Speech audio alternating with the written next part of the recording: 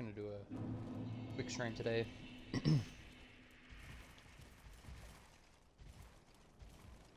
Yeah, man.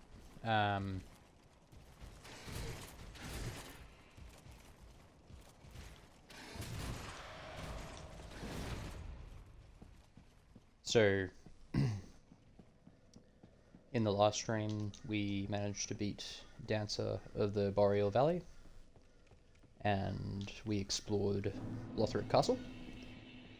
Still probably a little bit more to do. There's a couple of enemies I still want to fight, but we did make it to the boss. Dragon Slayer Armour, I think it's called. And what we've discovered is all of his axe attacks are one-shots with my level of armor. And so what we've done, we actually found the RTSR just near his arena. So we're having attempts at him with RTSR, which is quite fun. I've never actually done any boss in any of the series with RTSR. So, yeah.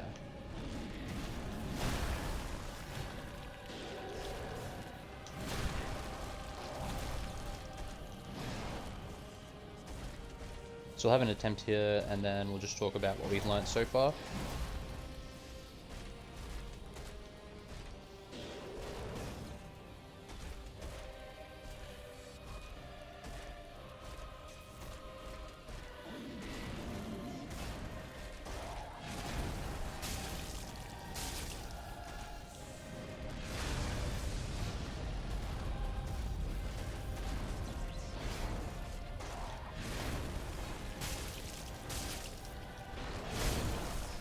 So, yeah, so I think I found a pretty good sort of punish strategy, positional strategy to get to second phase, with, you know, obvious notable exceptions there. The overhead slam is still a little bit interesting. Come on.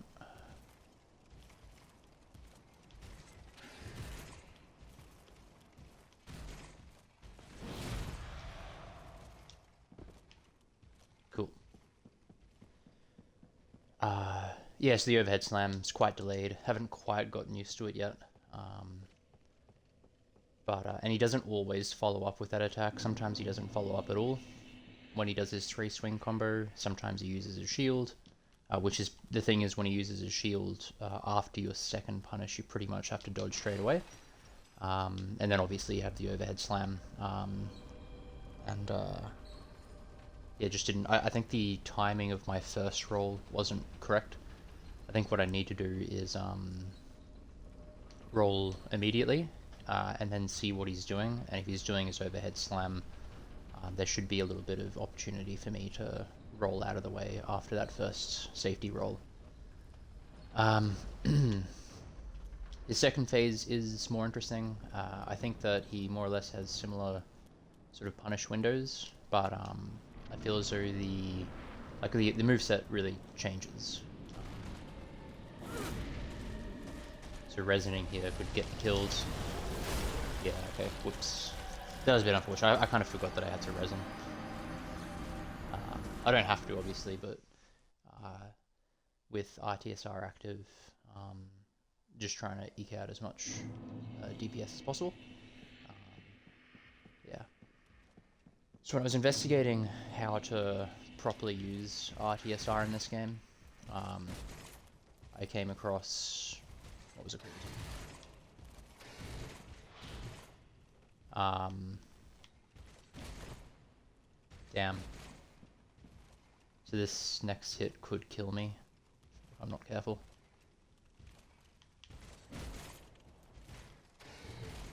Damn. Just trying to get the end of it. Actually, what I'll do is, that'll likely kill me, so I'll just jump off the ladder. Probably once or twice should do it.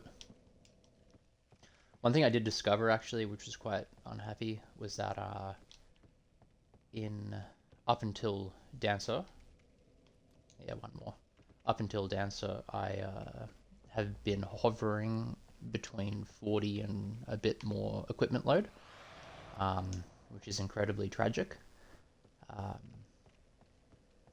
Which is, as I investigated it, is your medium rolling in terms of speed, which is quite unfortunate. I think that having looked back at my fight with Dancer, you don't get any additional iframes, but there are a lot of attacks where Dancer will attack with one sword, and then a very small amount of time later the second sword will hit in the same area.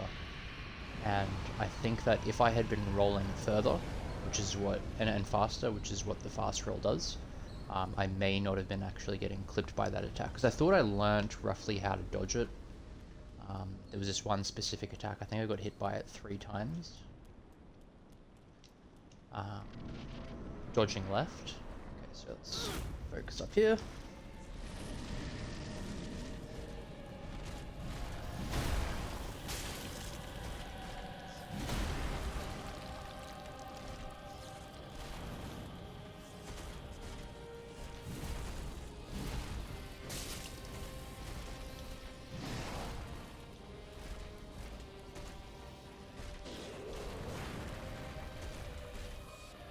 I don't know about that single swing. I don't think I want to punish it.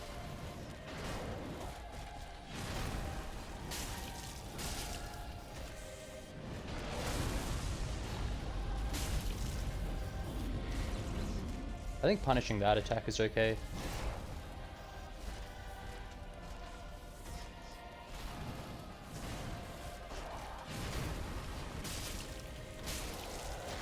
So I have to be really careful punishing his stagger there, because he has this. I got caught out by it a couple of times. It's a really cool stagger animation because he staggers and then he sort of just lunges out of the stagger, which is pretty intense. And yeah, what we just saw there is interesting. I think that's another AoE that I haven't encountered yet.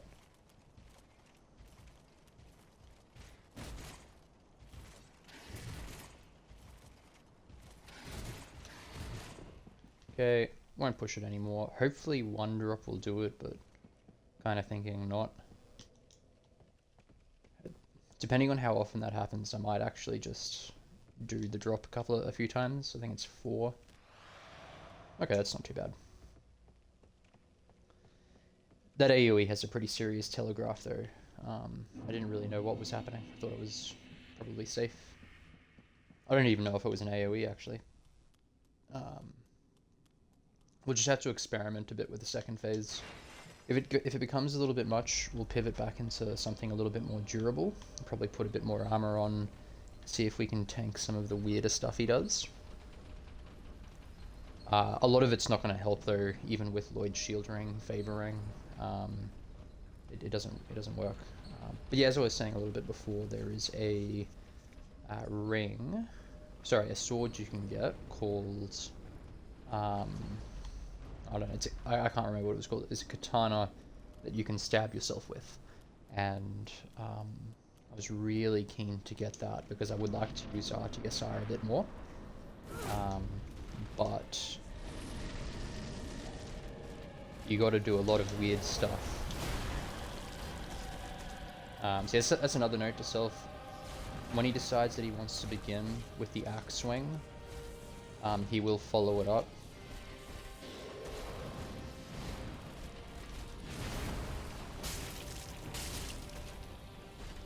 But yeah, as for my rings now, I have the RTSR. I still have the favor ring on. The reason being it gives me more stamina and equipment load. And I've also got Flynn's ring and gotta get out of that. And the Karthus blood ring, I think it is.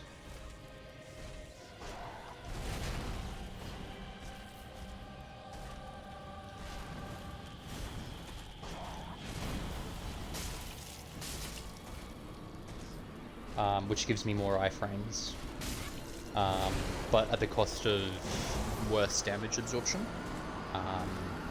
But obviously that's not a big deal when we're using RTSR.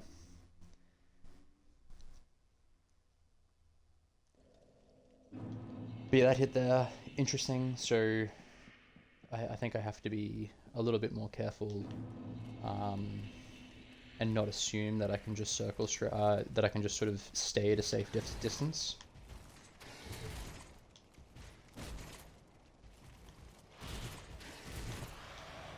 Okay, let's get out of here. I think that was the same attack sequence that he does in the first phase. I don't know if it has different timings. I don't think it does. But I think that was the second phase. So, yeah.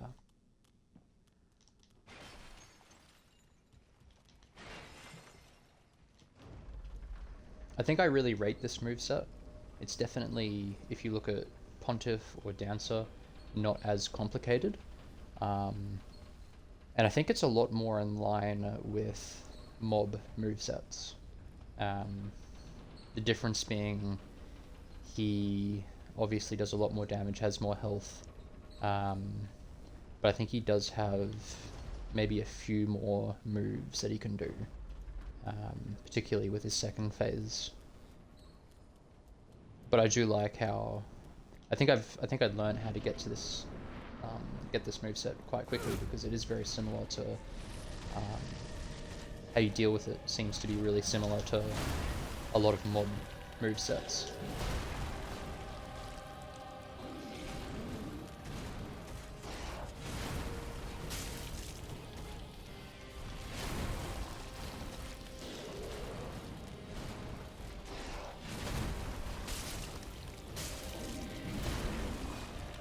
So interestingly, the later you dodge the third attack,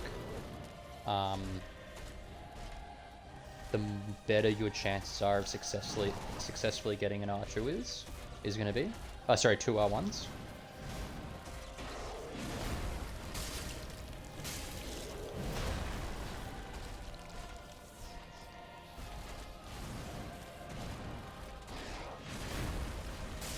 So he'll probably stagger here. I just have to be really careful of that. So that was a new move, I haven't seen that before.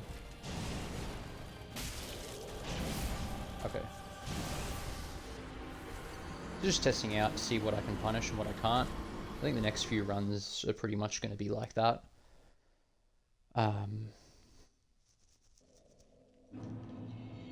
It looks like his big special attacks are definitely going to be punishable. But the question, I may as well go to the top now. The question is going to become how to avoid them and be able to punish efficiently. Because I think the proper second phase starts when the stuff starts raining down. Damn, I might just go for the ladder.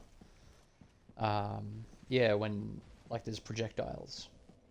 I assume from those weird spindly things.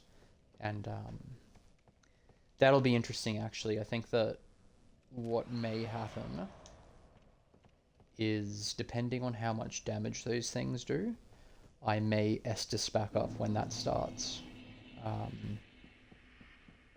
Because I suspect they're not one-shots. They seem spammy, so I suspect they're not going to one-shot me at full health. But they'll definitely one-shot me at this level of health.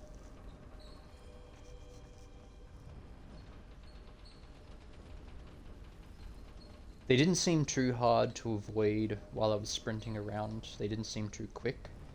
But I think I've only gotten there a couple of times, so it's going to take a bit of playing around.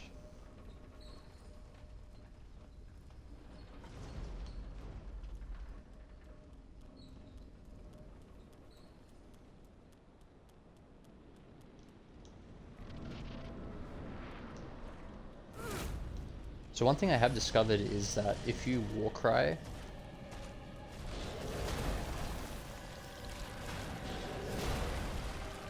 and then resin, sorry, if you resin and then war cry, you lose the resin.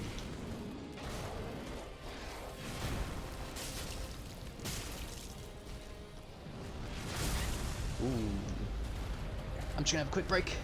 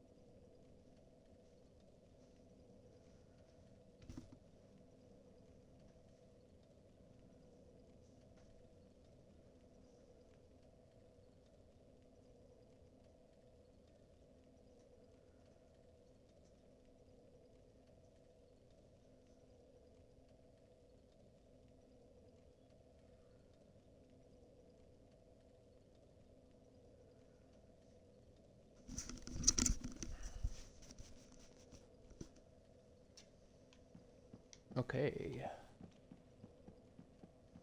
Probably missed this guy. Oh no, here we go.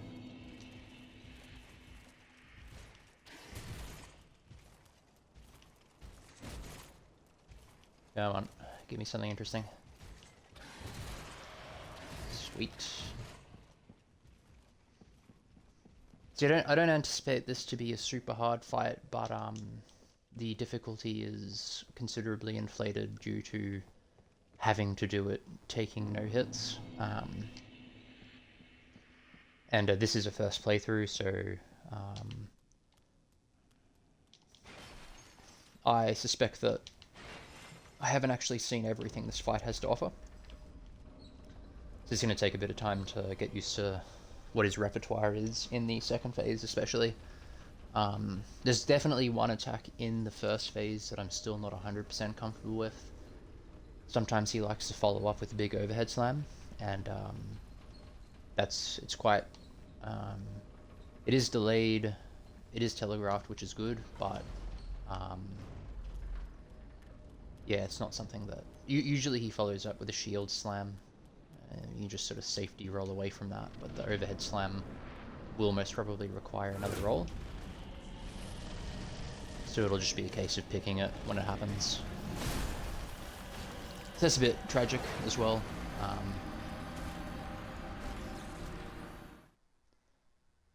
He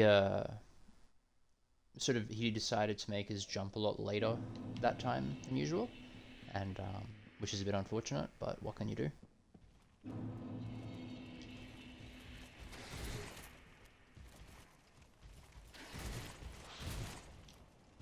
Okay, so that's a bit unfortunate. We'll just have to do a ladder. Bloodlust sword is what I think it was.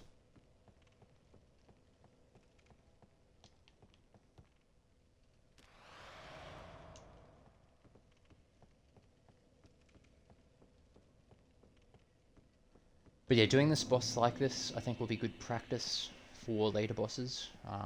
I suspect this isn't the last time in the game where a boss's attacks are just so powerful that it becomes unnecessary to have defensive gear equipped.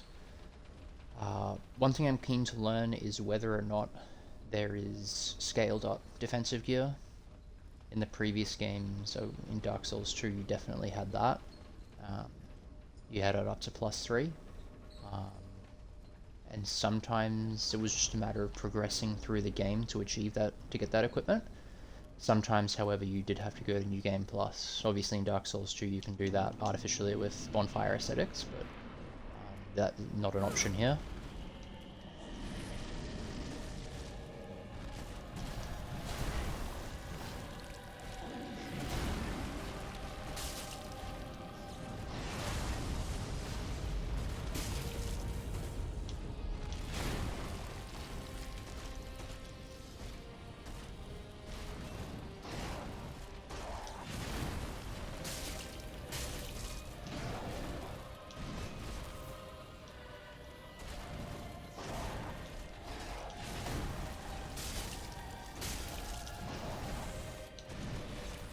Probably could punish that, but I just had a look at my stamina bar.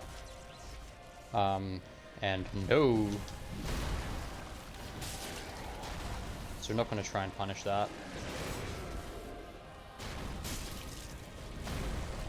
This is the AoE? Yeah, okay.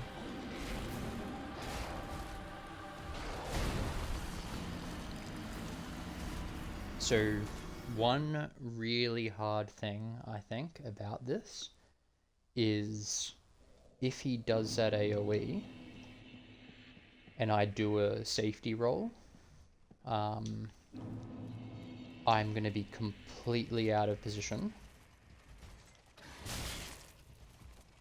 Okay, that was a bit of damage. I'm going to be completely out of position for whatever for the AoE. So what we might have to do there is do our safety roll directionally rather than backwards, and that way I'm hopefully out of the attack range of anything he throws at me, and I think we'll probably be safe from the AoE. It just depends on how it behaves when you move around and like what kind of tracking it has, and that'll be the problem with some of his other attacks. If I accidentally roll into an attack that has lots of tracking, I could get punished. So we'll just have to play around with it.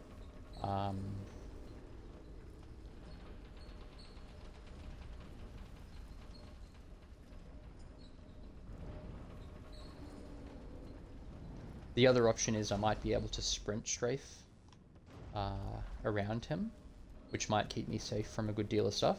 But again, that's risky business. If he has a swipe attack that he can throw at me.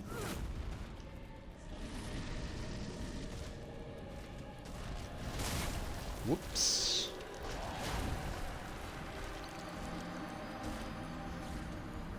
Re-rack, try again.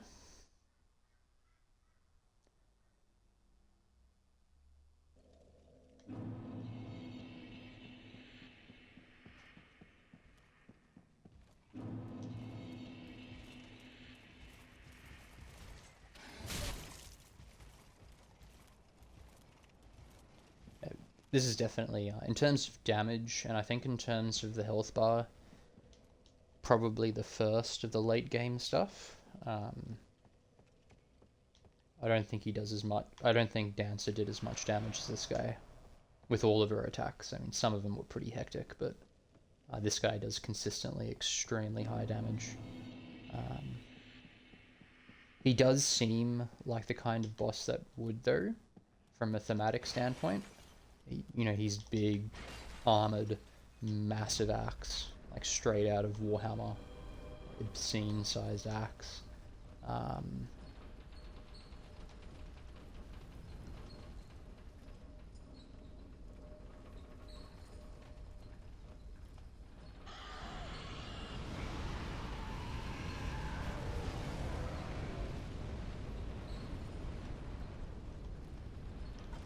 Whoops. I definitely want to keep putting this elevator down. This is going to take a bit of time, and it is a slow elevator.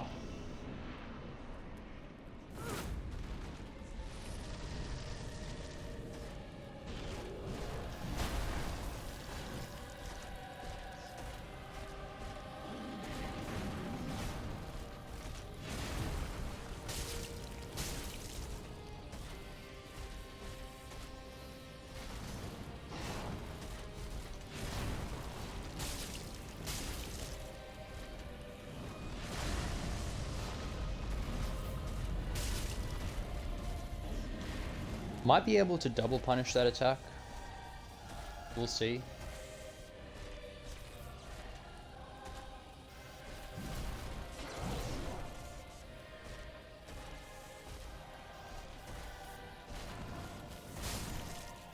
Yeah, just that's not great. That's pretty poor form. That's sort of like a that's an early fight death, I think. I don't think that I'm too worried about that. That was a classic. I'm moving in one direction and then I attempt to jump in another. It's a bit silly, but it happens. Come on, come on. Okay. Damn it. Shit. Okay. Oh, you know, whatever.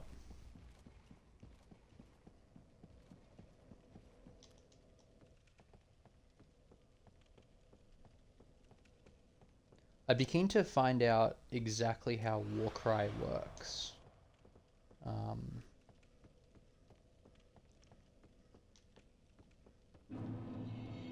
It seems to work in sort of varying degrees. Like it looked like something just wore off there, but I don't know. Maybe that was RTSR. Maybe there's a initial animation. Really not sure.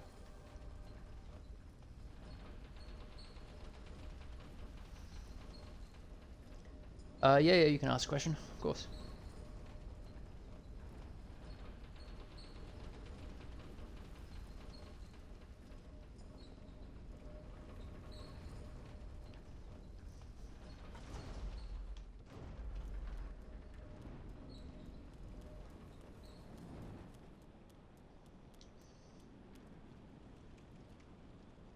Oh yeah. So someone did tell me that you can kill Dancer early game, but no, I waited until I got all the Lords of Cinder souls, so I've killed Pontiff. Yeah, I think I've killed every boss and potentially every mini boss up until this point. Yeah, Pontiff was a fun fight. I think I've got a highlight of my winning run on Pontiff. That was good. I didn't parry him, which I learned that you could after the fact. I'd be keen to learn how people deal with Dancer in the very early game. I've kind of screwed up here, that's right.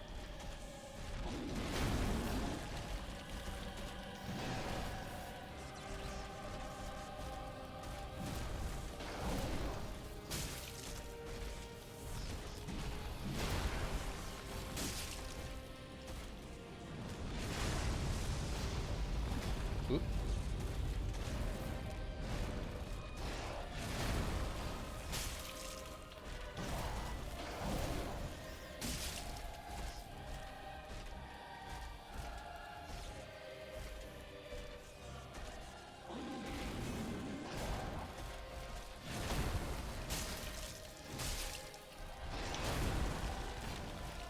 Okay, that wasn't too bad. That follow-up has killed me quite a few times. Whoop, might die here. Okay, so this is the phase I haven't really learned too much about yet. Ooh, yeah. So I didn't actually see that coming. Yeah, I mean, the plan is to try the DLC. Yeah, I did, because I think you obviously find Painted World pretty quick at the Cathedral of the Deep.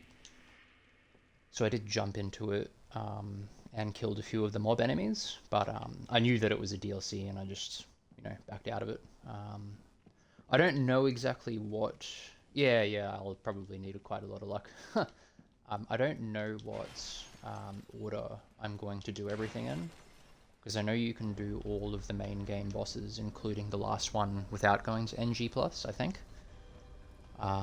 So I haven't really decided. I mean, honestly, my understanding is that there's 2 bosses still to go that could be heinously difficult in the main game.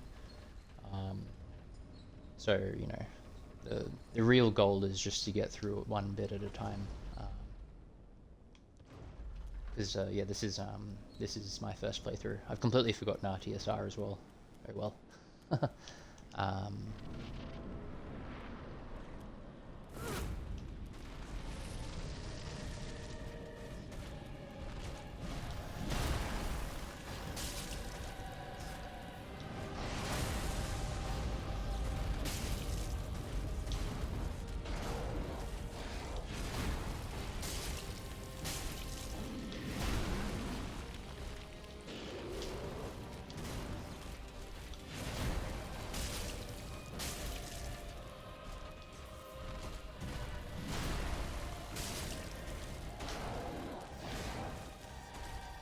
So that's an interesting, the 2-hit combo isn't something I've seen him do very often.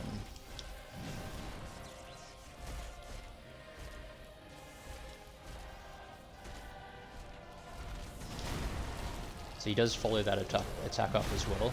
Gotta be careful of that. Okay, so...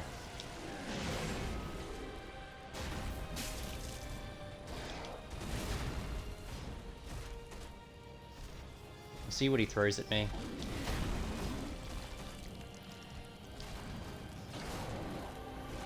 I don't really know what his follow-ups are in this phase.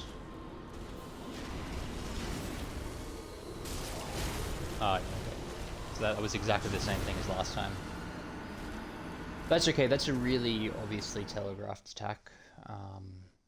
Most two-hand weapon enemies in this game will have something like that, where they do sort of a scoop. So I just need to remember not to punish the scoop, because he has that very difficult to spot overhead follow-up.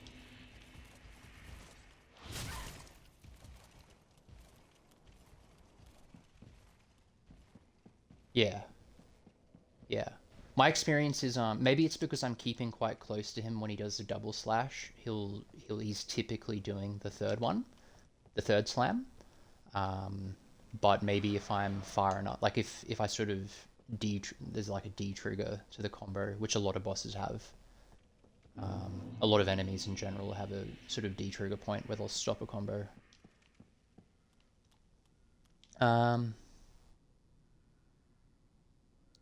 Yeah.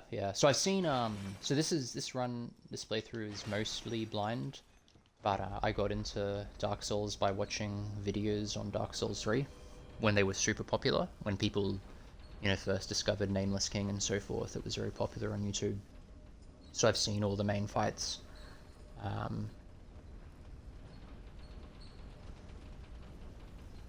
you talking about this boss here? Or one of the DLC bosses? Yeah, fair enough. Yeah. I feel as though his moveset is...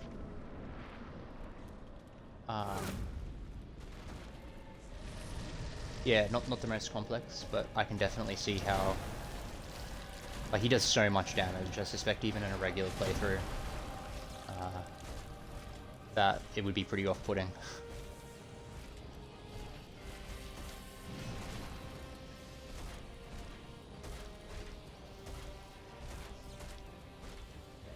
My issue is that a lot of bosses, their idle animation, you can typically punish, but this guy I suspect you can't.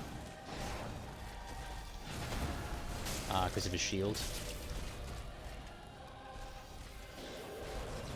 Which sort of slows the fight down, but, you know, is what it is.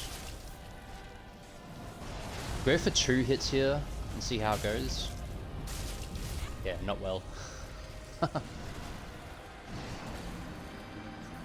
Yeah, so I've made it to the dragon bit, that spindly stuff a couple of times. What I'm thinking is that if I can pick when that starts, like if there's an audio cue or a visual cue when that starts, I'll probably use an Estus. But yeah, you're right. I suspect that will kill me a couple of times.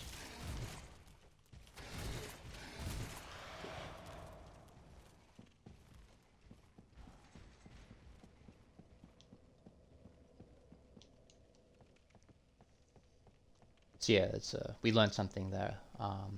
Unless I'm maybe super close to him, I probably shouldn't be trying to double R1 his kind of lightning pole slam thing.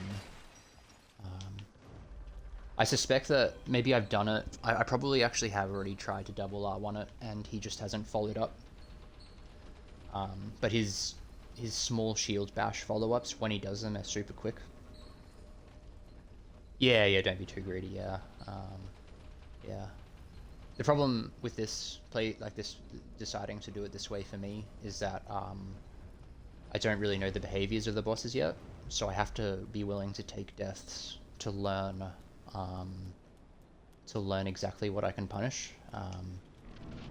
But if it becomes sort of too annoying what I can start doing is when he does his 3-hit combo, like only punishing that, like only attacking that, this one. Because he does do it in second phase, and I can typically get 2 R1s.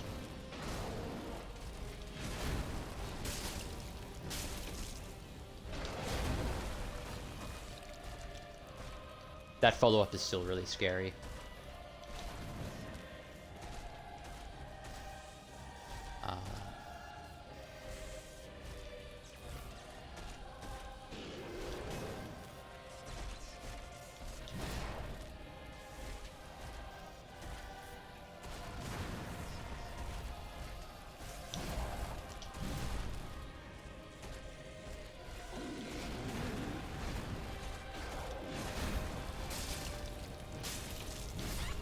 No.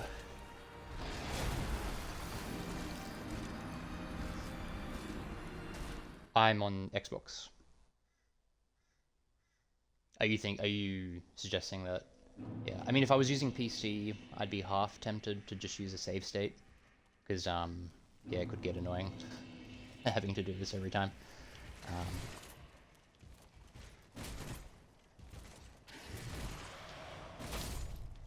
Like that. That's the first time I've died setting RTSR up there, so yeah.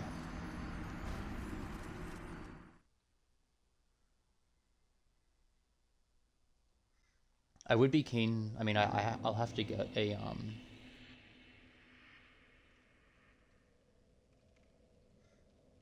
yeah. I would be keen to get like a PC capable of playing these games to, you know, a nice extent, so I can start using mods. Okay. Nah, I won't push it. I'll just use a ladder. Yeah. I mean, it's almost a shame that I don't have PlayStation, so I could play the 2 other games that are exclusive to it.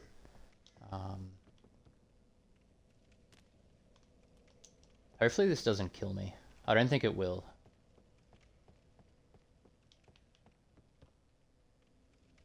No.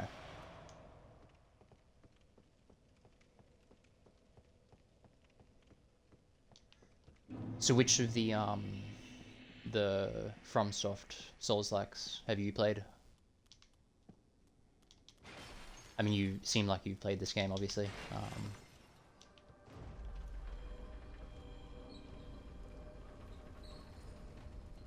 Yeah. Yeah, the guys I know that play this game in real life, their favorites are, you know, pretty consistently always Bloodborne. Online, I hear some interesting stuff about Bloodborne, though. I think that quite a few people don't like it. Like there's not many weapon choices, and I think the other issue that I've heard is the healing system. Is you have to sort of farm to do it rather than naturally getting it like in regular Souls games.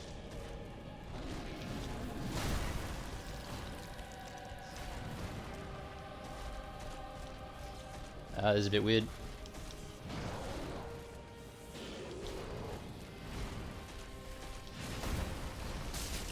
I think that was interesting. That was very off the cuff. I don't think I've seen a three-hit shield combo yet.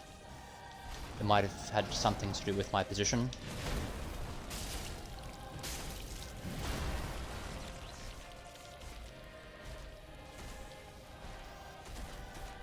Ooh, I don't like this position. I'm gonna get pretty close to him here.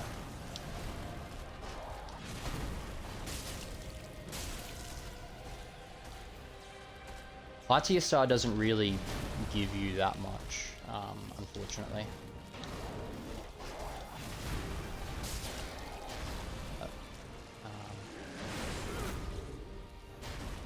I think Dark Souls 1, it was 50% damage boost.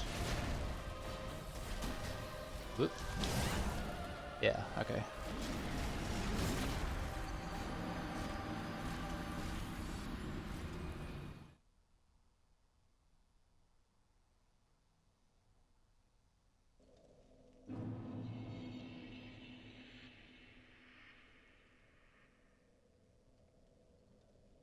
Oh yeah. Sekiro is an interesting one. I haven't played that yet. I've only done the and this is so I'm going through the trilogy, and I don't know what I'm gonna play next. I suspect it'll probably be Elden Ring, but I will see.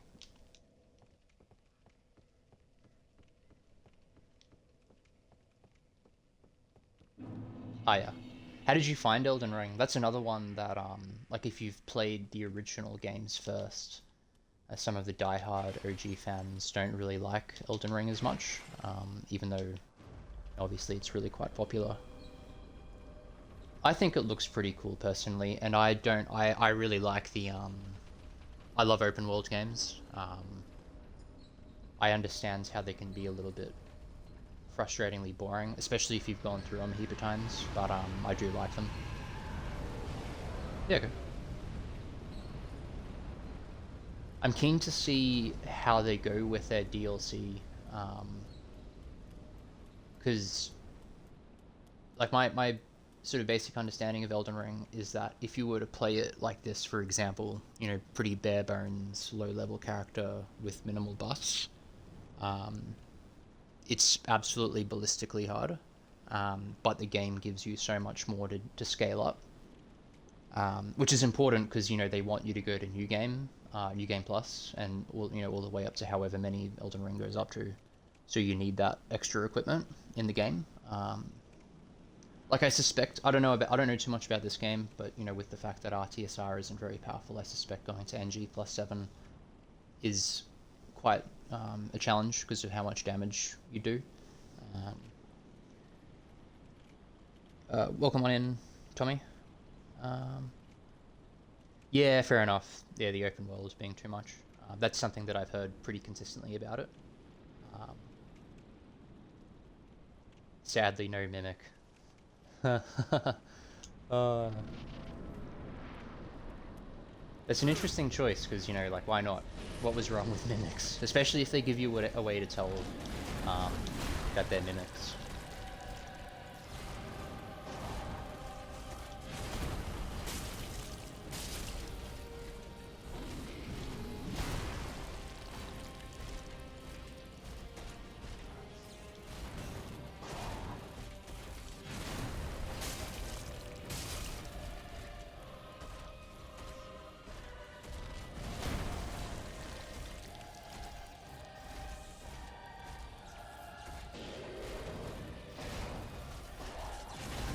Ooh.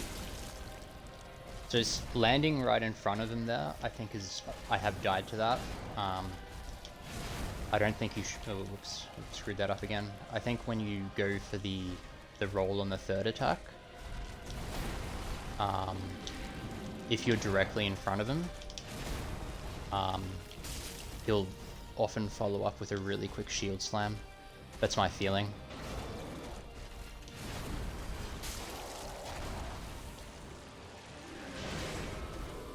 I'm not gonna try and punish that either, because you punish right in front of him.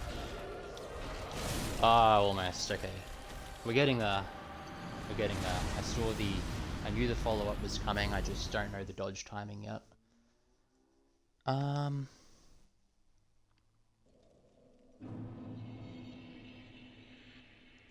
My one was Dark Souls Remastered. Um, I don't know.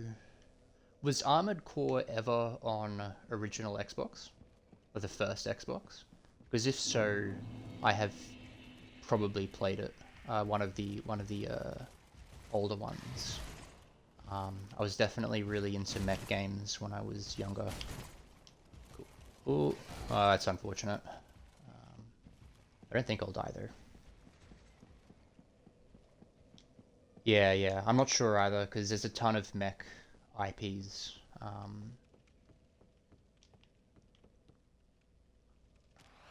A heap of my mates in high school played original Dark Souls when it came out, and they loved it. They were fiends for it, but I never jumped on it. That was like a long time ago. I was in high school, so yeah, long time ago.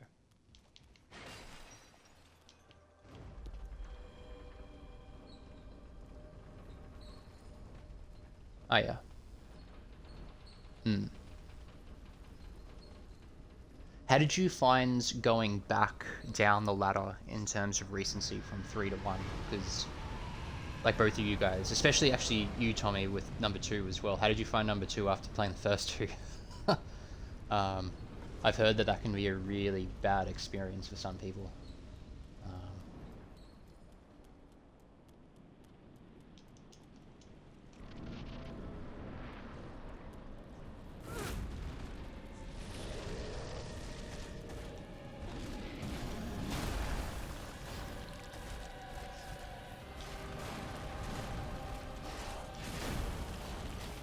Too far. It's annoying.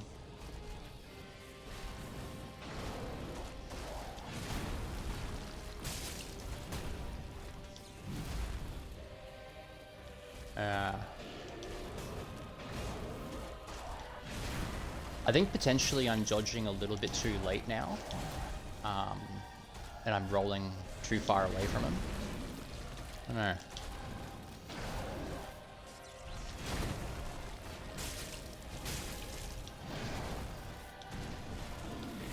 There's his 3 shield combo again.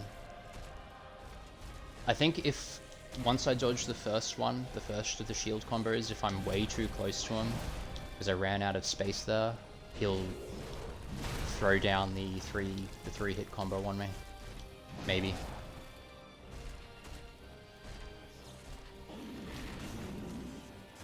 I don't like this position.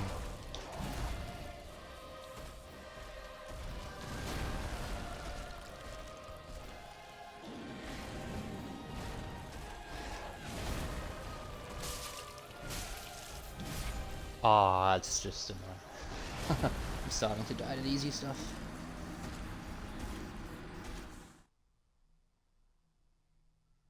Choose your favorite. Nice. I reckon that's probably pretty rare for people to go back down the ladder on them and prefer that one. I personally liked 2 quite a lot. I thought that was quite fun. I think that like my last playthrough was Soul Level 1 Dark Souls 2, and that is an excellent playthrough because you have to do a heap of stuff for it to be valid. Okay, so I'll just go for a jump. Which is kind of cool. You have to sort of trade off, you know, when you want those iframes and how... Actually, honestly, I don't think there's any reason not to go straight for the peasant set.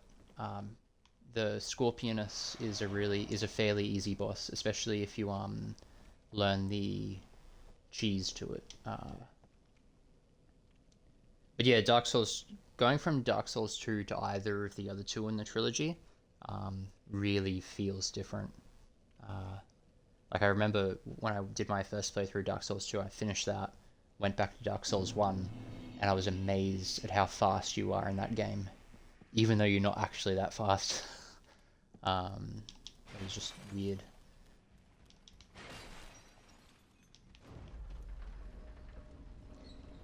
Yeah, the bosses, like on average, the Dark Souls 2 bosses, they're kind of cool from like how different they all are from each other, but I think that they probably they went for quantity over quality on average. That being said, I think Dark Lurker and pretty much all of the DLC bosses are a lot of fun. But yeah, looking back on it, Pursuer and Dark Lurker, probably the only main game bosses that I'd rate off the top of my head.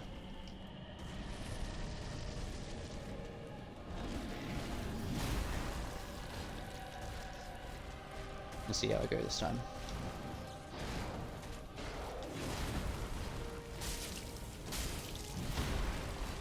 So I reckon I would have been dead there if he decided to do the fast follow-up.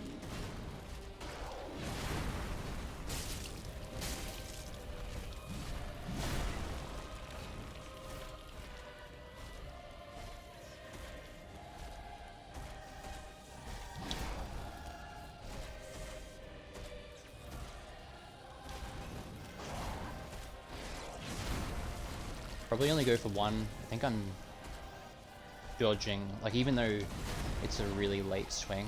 Because I'm using the milk ring or the blood ring, I have the iframes, I think, to dodge a little bit early. And if I'm dodging really late, it just massively increases the distance I am from him. Okay, so no follow-up that time.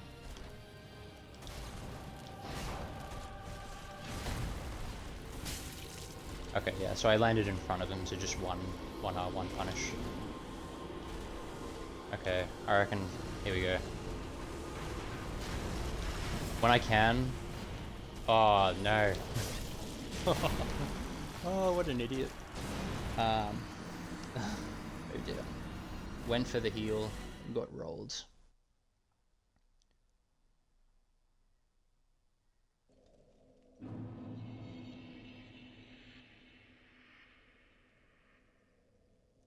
Ivory King is pretty cool. Like, I don't... At least so far...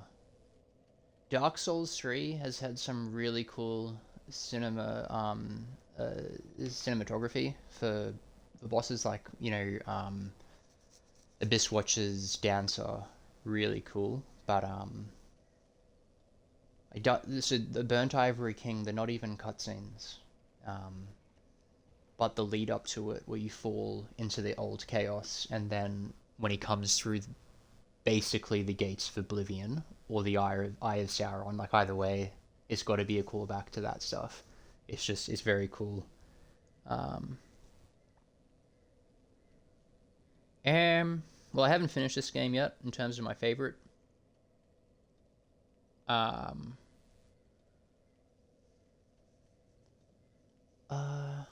don't know. Like, I was kind of thinking about that. If I don't know if I'd really want to be in a position where I only choose one. This was probably a mistake, but we'll see. Okay, good. Yeah, I think that would be a terrible... that would be a terrible situation. I think it'd be nice, like, if I was playing a Dark Souls game, knowing that I can play one of the other ones would be really good. I don't really think it would matter which one, but yeah.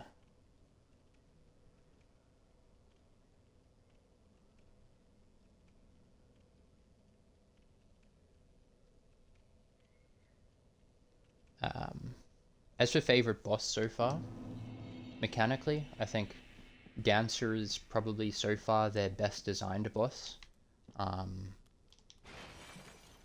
You know, after doing it, I looked up how people deal with her, and you know, there's a pretty good strategy, which is staying right behind her, which apparently works really well, and then you can do some really cool circle strafes.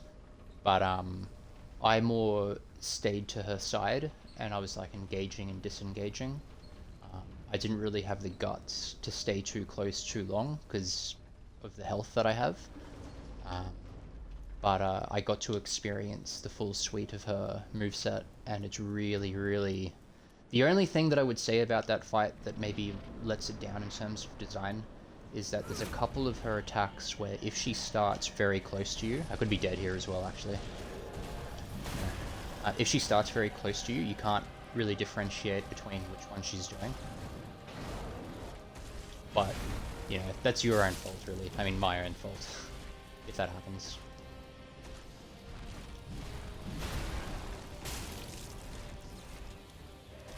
But yeah, she would be my favorite mechanically. But as for overall favorite,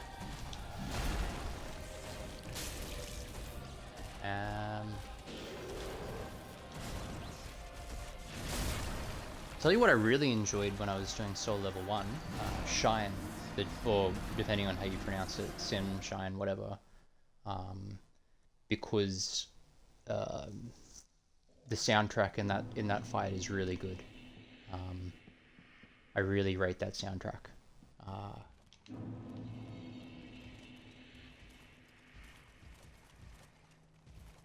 From the Elden Ring videos I've seen, it kind of seems like they repeat, like they reuse... Heaven's sake, because it's not good. Okay, I'll take that. They reuse a lot of soundtracks for the lesser boss, like the smaller bosses. and because there's so many of them, I reckon that'd be really repetitive, and that's part of what I love about some of these games. Yeah, I'd say probably Shine, even though I don't think that it's as good mechanically as Calamite. Especially in a regular playthrough. I think in a regular playthrough that boss is a bit of a joke, but in Soul Level 1 I thought it was an excellent boss, because you actually have to respect it a lot more. And when you see its moveset, I think that it is actually quite up there. So if you watch my highlight for Dancer, the winning one, I explain how long it takes me.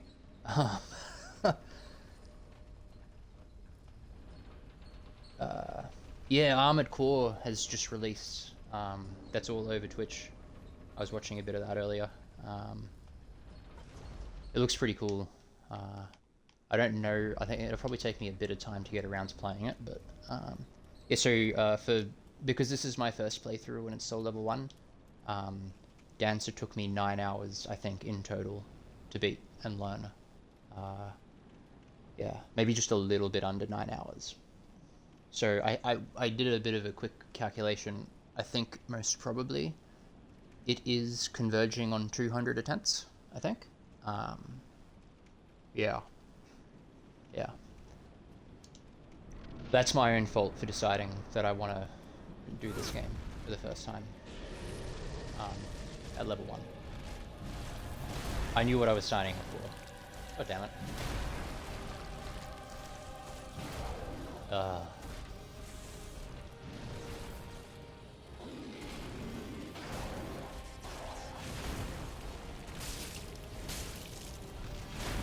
That was really lucky.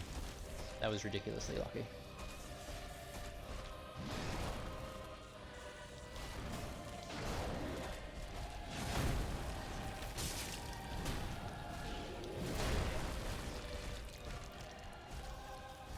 Okay.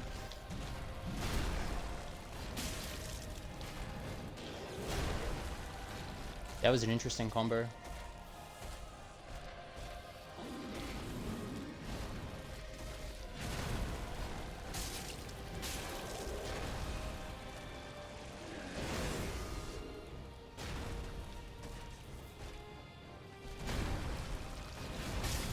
Ah, damn.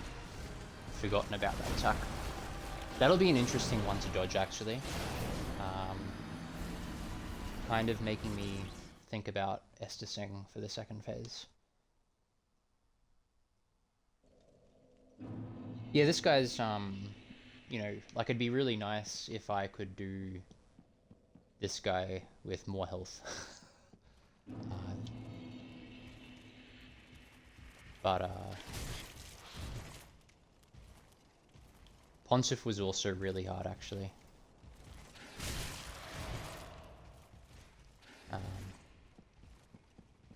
Pontiff was a good fight, actually, yeah, now that I think about it. Yeah, maybe like Shine or Pontiff. But Pontiff, I think, is sort of let down by the fact that his second phase has a bit of gank in it. On the other hand, I really like how this game has treated Gank Squad. Like, there's a little bit of a gimmick to it, which makes it a little bit more fair than Dark Souls do gank. So like Abyss Watchers, they fight each other, and and then obviously in the second phase of Abyss Watchers, it's just one-on-one, which is really cool.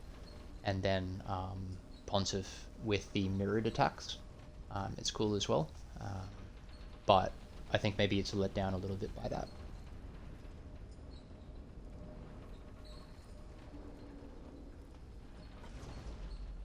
Well, yeah, I mean, so, yeah, so it has 163 or 165 bosses, but does it have more than that if you factor in the non-unique ones? I don't know. I don't know exactly how the figures work for it. But yeah, like, even the main game bosses are repeated, which is crazy, from what I understand.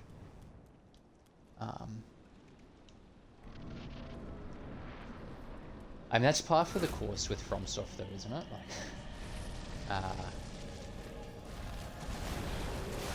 Like, lame. But this game, I mean, technically this boss is a reskin, but he's nothing like Dark Souls 1 and 2 Dragon Slayer.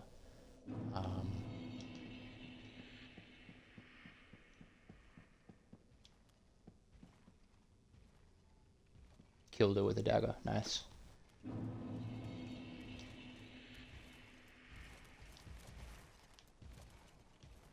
Come on.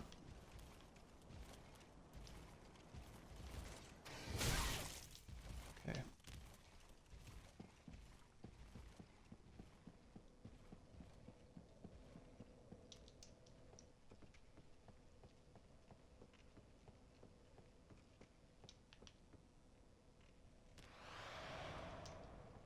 Interestingly, Blue Smelter Demon,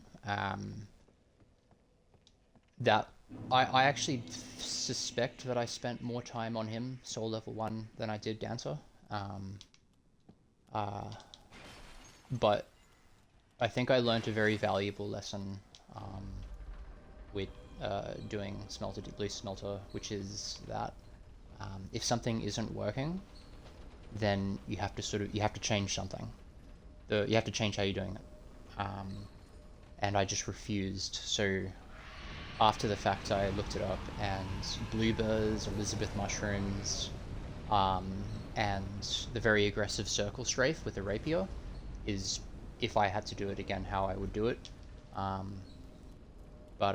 Yeah, I was trying to dodge everything. And the problem with FromSoft dodging is that, it's not really a problem, it's just a mechanic, is that it's not just the amount of iframes you have, it's the roll distance that matters as well, because the hitboxes have a physical size, and his overheads, so several of his hitboxes are extremely large, and I was fully armored, so I had Peasant Set and Mad Warrior Mask, so I definitely wasn't anywhere close to the fastest roll, even though I had plenty of iframes.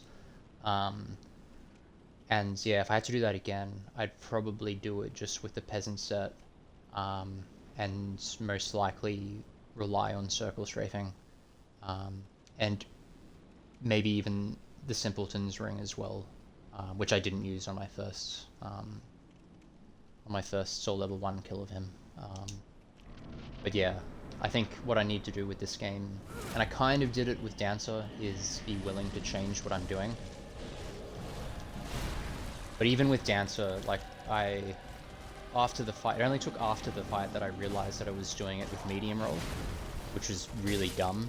I should have, honestly, before I started this, looked up what medium roll was.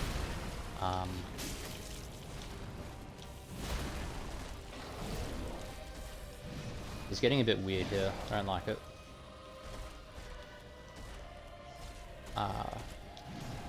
And also, I started that fight and I wasn't using Lloyd's Shield Ring, which I should have been.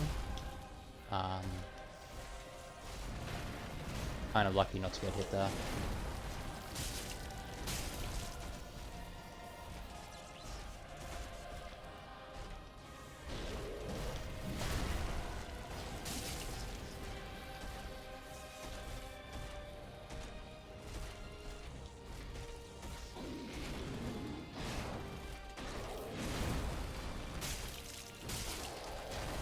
Definitely a longer phased one there. My pine resin ran out.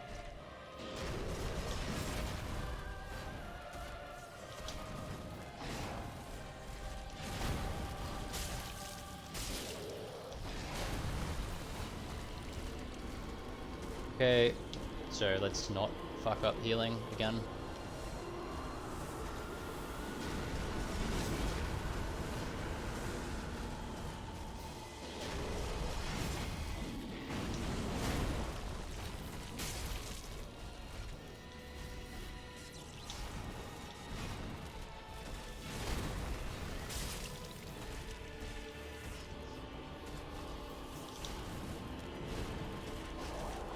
We'll go for 2 here to see if I can in the second phase. Okay, it looks like it's roughly the same as doing it in the first phase. Ooh.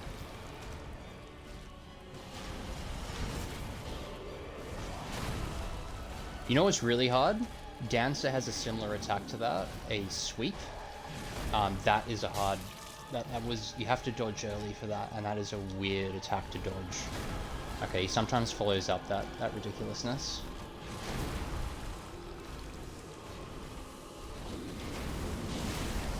I don't like it when he goes two-handed, actually, because he has a couple of weird attacks and follow-ups as well.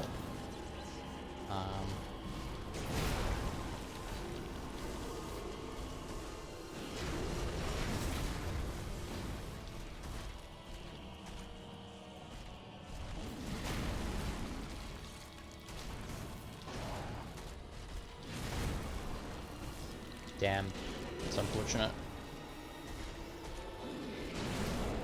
Don't like missing damage.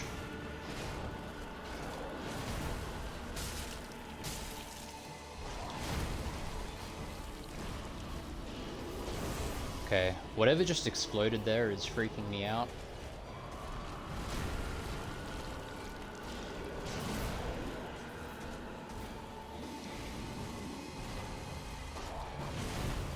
Ooh, okay. So that was my first time spotting whatever that was.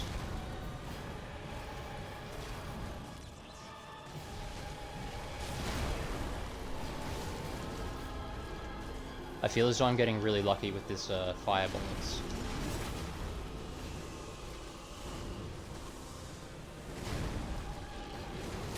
Oh, no.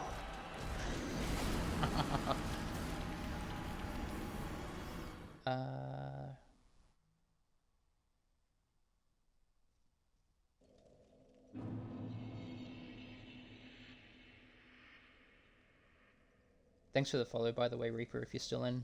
I need to get alerts working so I can actually see it without having to look at my phone. Oh yeah, so I haven't, so on that second last message, I haven't played around with the bundles, is that what they're called? Well yeah, let's go through here.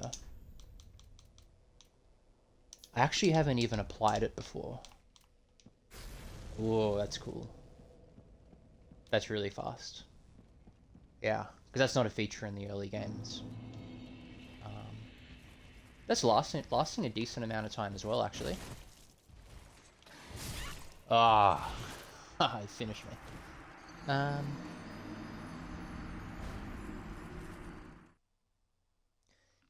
Oh yeah, so, yeah. I was listening to a podcast, and even her soundtrack is just triggering. Oh. But yeah, really interesting moveset. I feel as though with Smelter Demon they played around with attack timings and a little bit, but it's not very polished. But yeah, I thought Dancer overall was a really, like, it was obviously designed to be very hard, but in objectively so far, I think it is definitely the hardest moveset out of anything in the trilogy so far. Yeah, depending on where you are, like where you're positioned, the what's it called, the telegraphs are either impossible to see or they kind of look the same as well, which doesn't help because everything has a different dodge timing. But yeah, I think that the way that I ultimately got a bit better at that fight is figured out how to position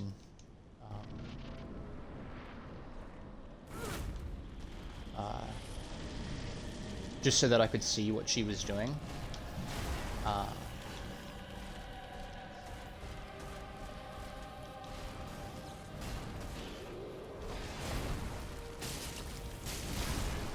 Okay. That was a bit weird. Maybe I don't think that I was too far to his side, but maybe too far to his front. I don't know. Weird.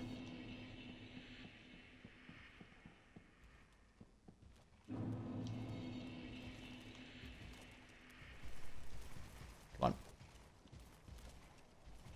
Really don't like how the anything in this game with the shields decides that, oh no, Not this glitch. I don't know if you've ever seen that glitch before, but I don't know why it happens sometimes, but it is annoying.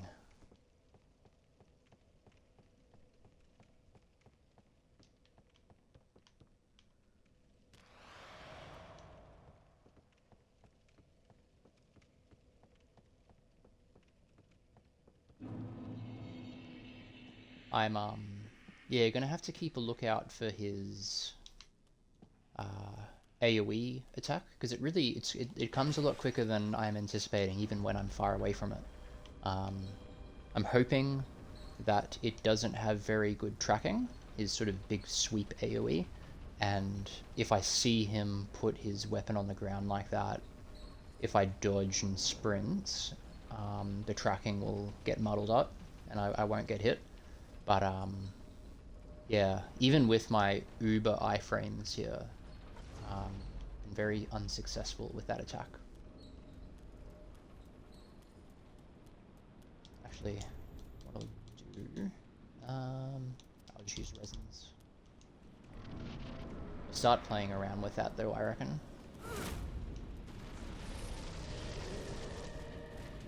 Because I can buy them infinitely, I think. And I reckon they'd be great in fights.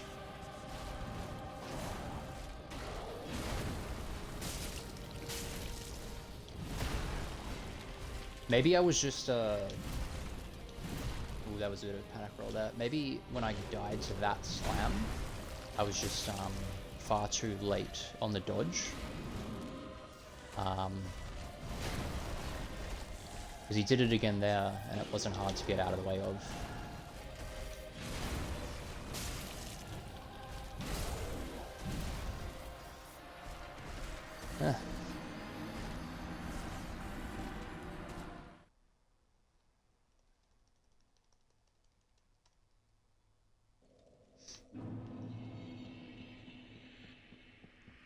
Probably should not really bother with RTSR in this fight. It's a bit of a painful setup. I think I would rather, like maybe for other bosses that have a better ladder near them.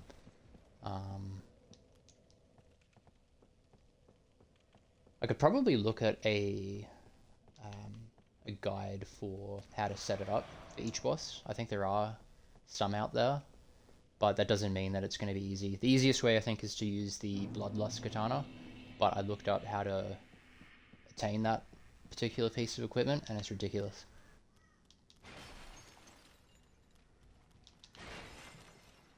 I don't, because I can't play, I don't have Game Pass anymore, unfortunately, and so I can't invade. Even if I could, I'm only level 1. I don't know how invading works in this game, but I suspect because it doesn't have soul memory, it's probably based on level. And I guess it'd probably make it easier though, actually, if it's like Dark Souls 1. But the other way is to farm it from the Grave Wardens, I think that's what they're called. And it's a 3% drop rate if you have close to max item discovery. And I think you need the... what is it called? The Symbol of Avarice, which you have to farm for, basically. And even then it only has a 3% drop rate, apparently. Which is silly. Because you need 10. Yeah, okay. That was just, that was dumb. I really need to focus on this fight, I think.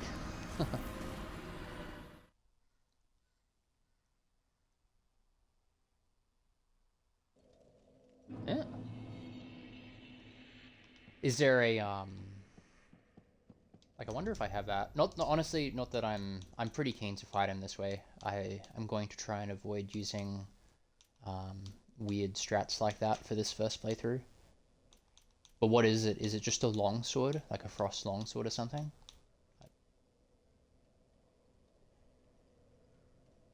I would have thought that this does magic damage.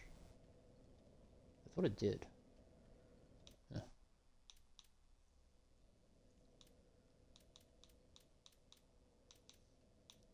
Because I've been exploring pretty thoroughly. The one thing actually I looked up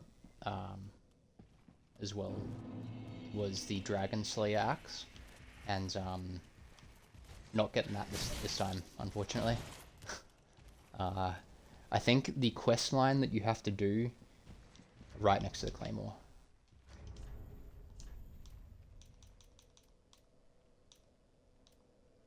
Oh, the Irithyll straight sword.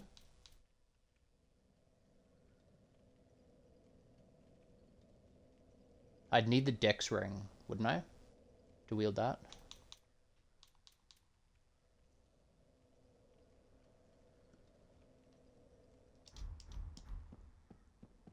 Unless there's some other way to boost your Dex.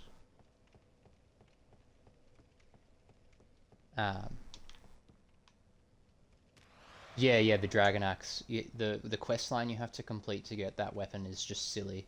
I think there were more than 14 different steps you have to take, and if you kill Pontiff, you can't get it, which I have. And yeah, not to mention most probably several other rules you can't break. So that's going to be interesting, because I hear that if you're doing Soul Level 1, you're going to have the best time if against Medea and first phase Nameless King, if you have that axe. So, kiss that goodbye.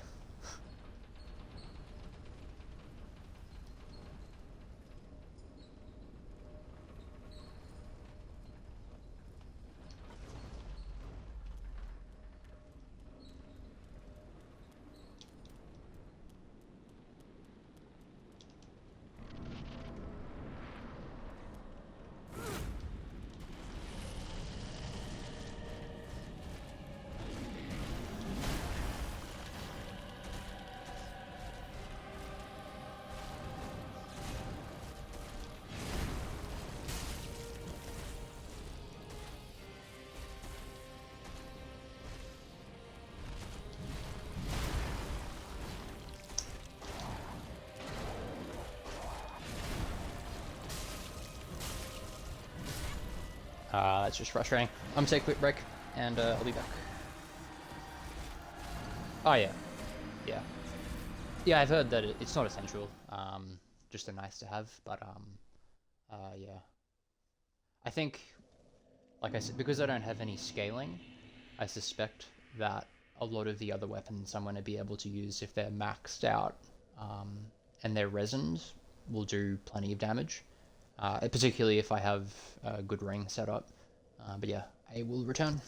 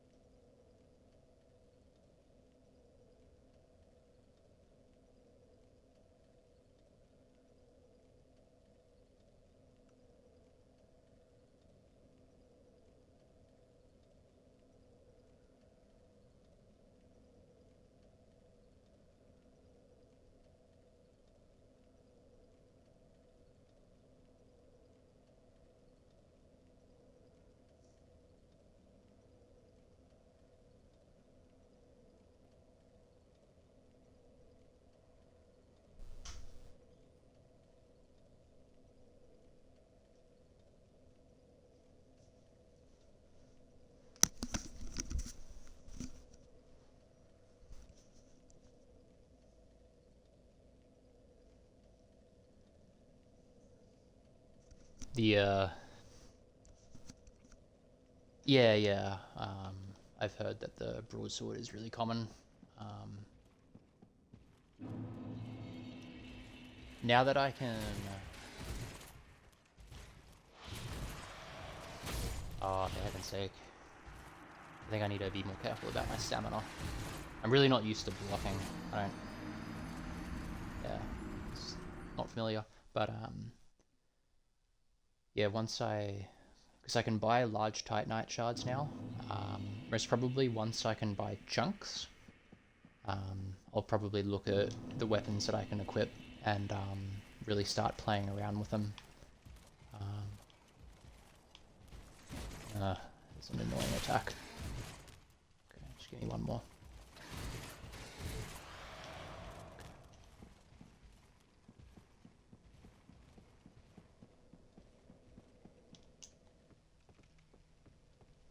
Yeah, this guy definitely giving me more trouble than I hoped he would.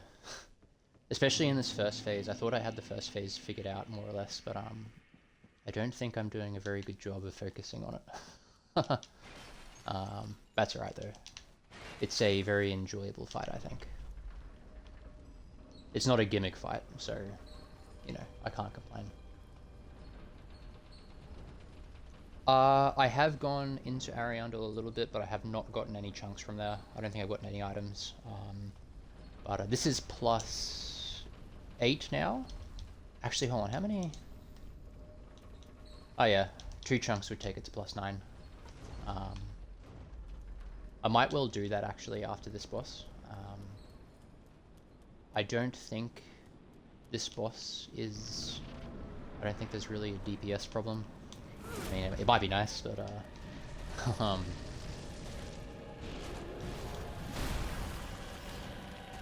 I think I just need to get a bit better at playing around with his moveset, a little bit more comfortable with it.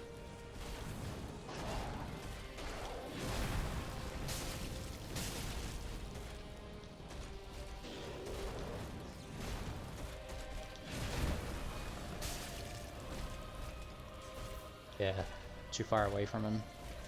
Potentially need to move in a little bit.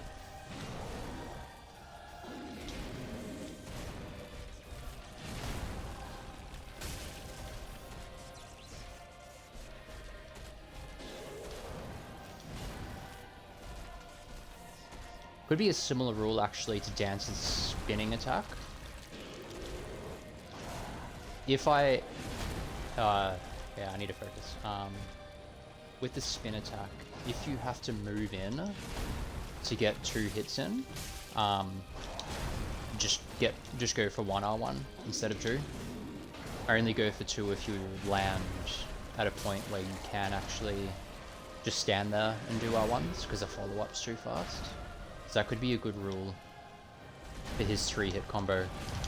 Ah, damn. Damn.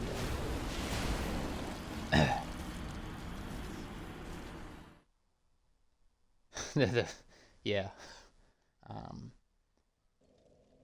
Oh, slab, so you go to +10. I think that would definitely make a difference. Is the slab early on, or is it just a quick item you pick up?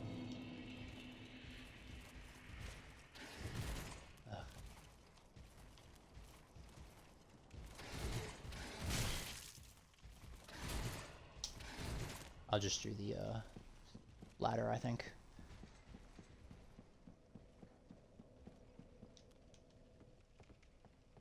Yeah, he is fast, and I think his follow-ups are definitely...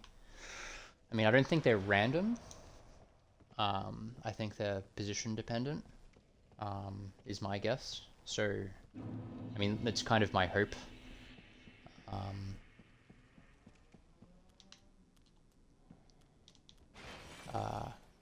Yeah, I'd be keen to learn a little bit about how they do the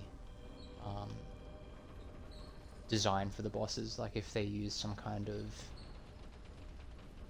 AI to determine the most optimal follow-up given a certain position, or if they just do it randomly.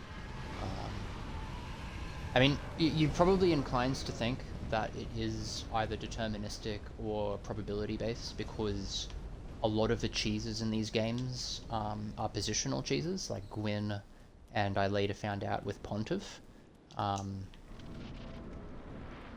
isn't easy.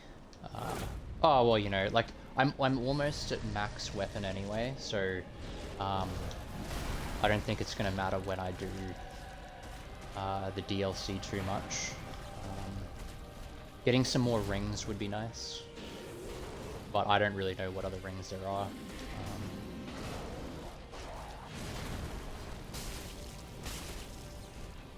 He hasn't done that for a while.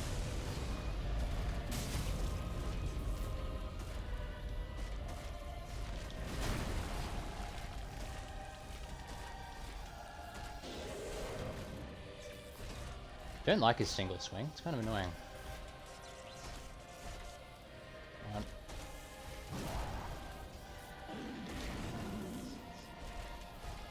It really slows down the fight, but I suspect you probably can punish the single swing, but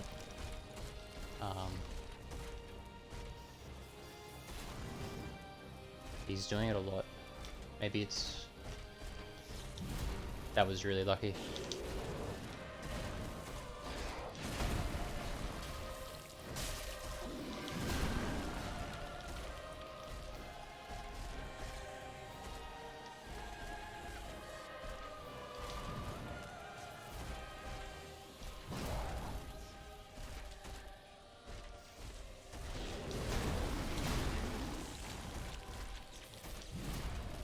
At least I'm seeing a good bit of his moveset, but he's not really giving me the good attack.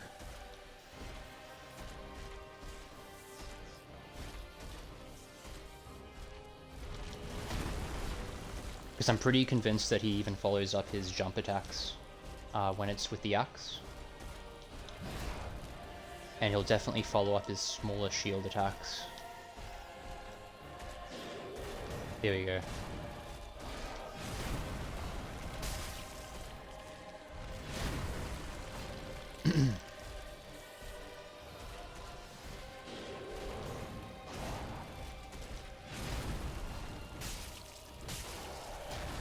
I know that I can punish this, but if I'm a little bit too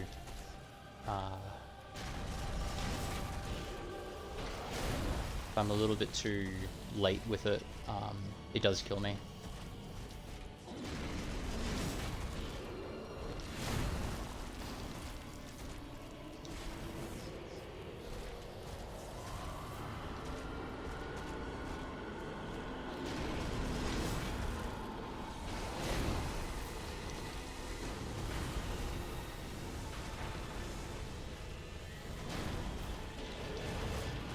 Okay. Huh. That's a big shield.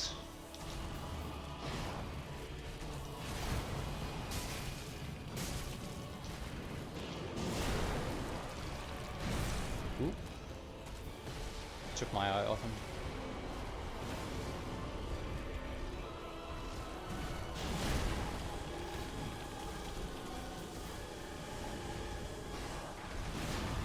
Okay, it's weird. Don't like being this close to him.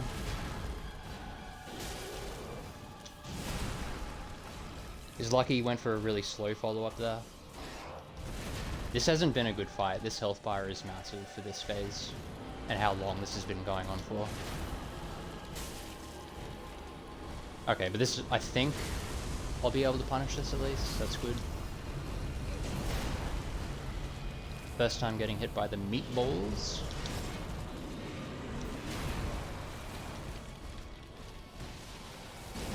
I could probably punish his... Ooh, wow. That's annoying. Oh, okay. Alright, yeah. We can have a go at that. Get behind him. The prisoner's chain. Yeah, okay. I think I have heard of the prisoner's chain. I don't know. Is it like a vigor and probably I want to say the endurance stat? Man, that does a lot of stamina damage. Oh, just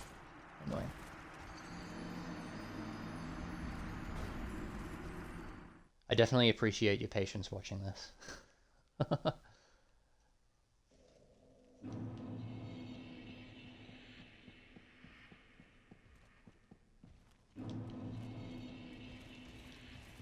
Ironically, it might actually be better to go back to Lloyd Shield Ring.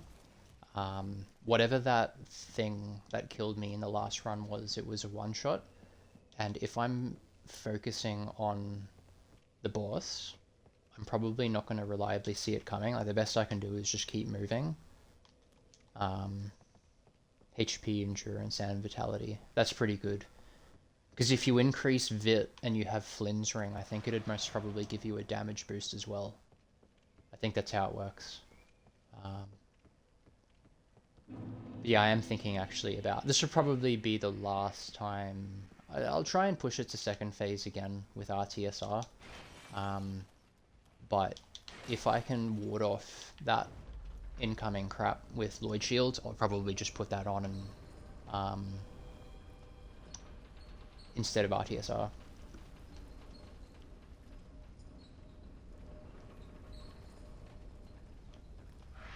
Because I did get hit by a meatball there, and it didn't kill me because I had Estus back up, and the RTSR is just completely wasted. And I don't really want to dynamically change out my rings in this fight. That sounds stupid.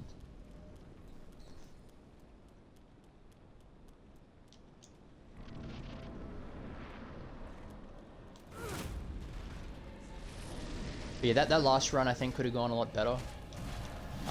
Had I done my usual amount of damage for such a long fight, it would have been far deeper.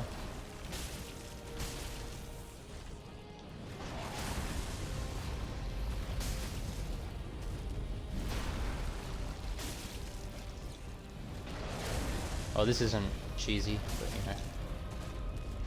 know. I guess you take what you can get.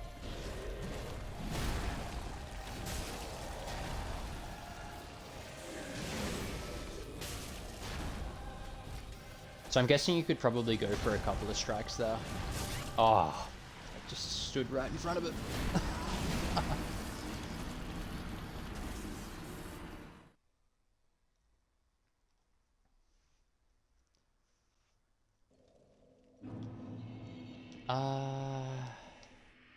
Yeah, may as well. It's probably giving me like 2 more hits in the fight for free. So we'll see how it goes. So I've got the favor. Might actually put Lloyd's Shield Ring on instead of the We'll see how that goes. We'll see if this makes much of a difference in how it feels. If I have to, I'll pop the yeah, we'll see how it feels.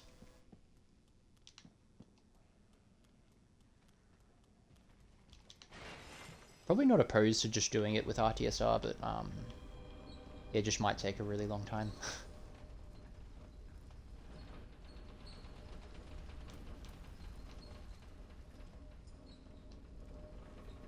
I don't know how much damage boost you get from Lloyd's Sword, but like, it can't be that much worse than RTSR, because I think RTSR is only 20%, which is really small.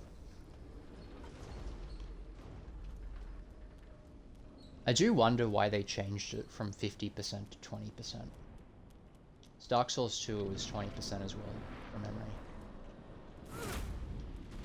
Which...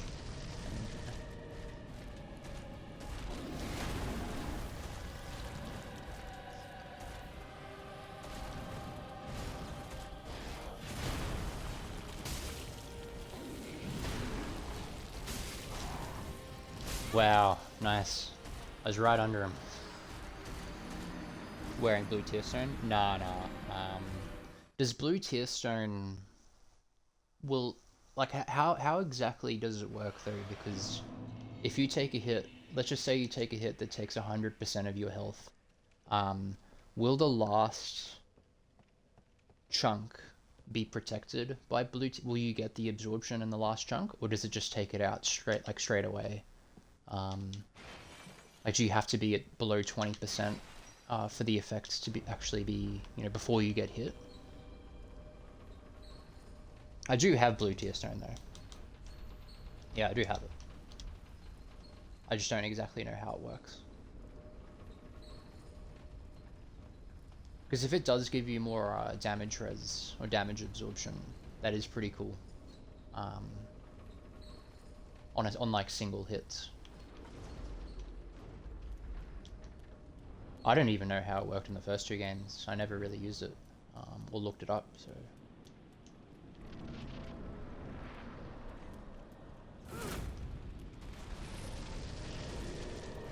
It's the last of my stuff. Oh.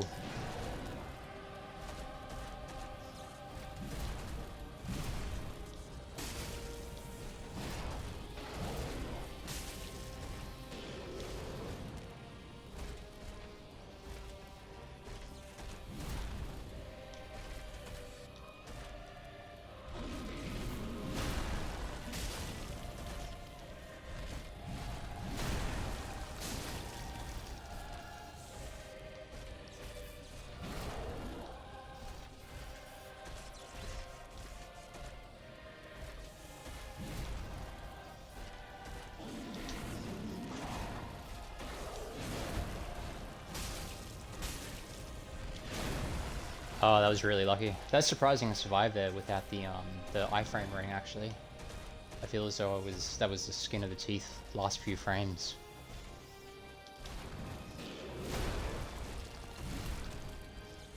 That was a really nasty position to be in with him. Didn't like it.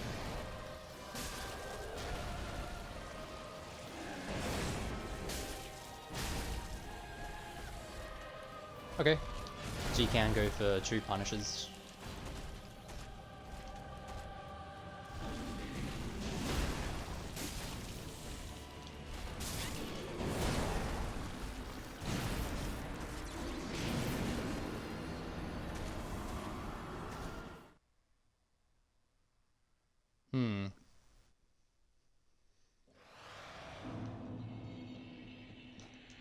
Yeah.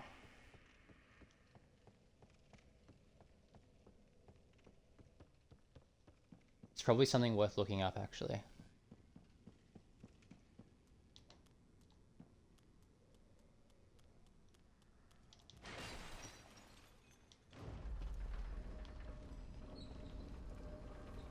Yeah, thanks for the tip on the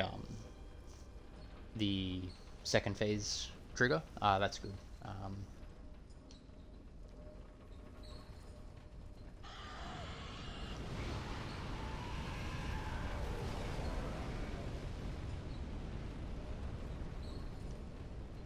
Probably would have been good form to have really played around with each of his attacks, but I feel as though it's a lot easier to do in a regular playthrough than with this. That was one of the things that made Dancer really hard to learn, is that I was learning off of the back of consistent deaths. Fuck it. Yeah, whoops. Might try the bundle. It's got a bit of that. And I reckon that will really improve our DPS in this fight as well, because it's so fast. Yeah, trying to do it on the spot there. I thought that this would actually default. Oh, of course it doesn't default to the item, because I don't have the item anymore. I don't have charcoal pine bundle anymore. Yeah, because normally I feel as though, like, actually let's just test that. Yeah, that's what I was expecting to see, but nope. Have you killed Osiris yet? Nah, I haven't gone to his area. I have heard that he is a very frustrating fight. I haven't seen it, but I hear people, like I read about people complaining about him. So that'll be interesting.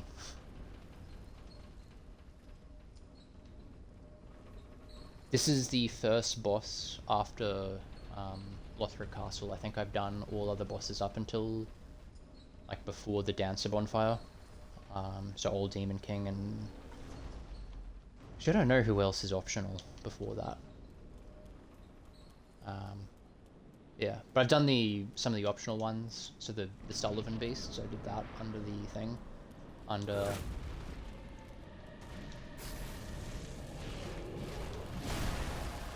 Unser and Orlando.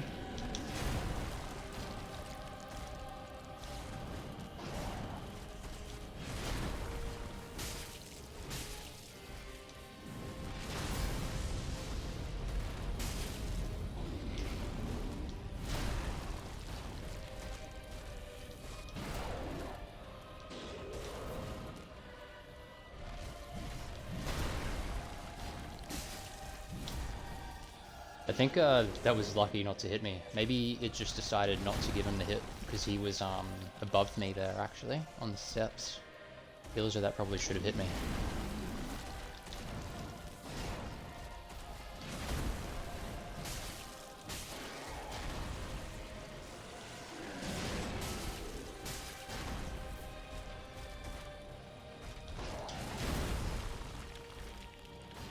I just noticed my stamina was about to run out.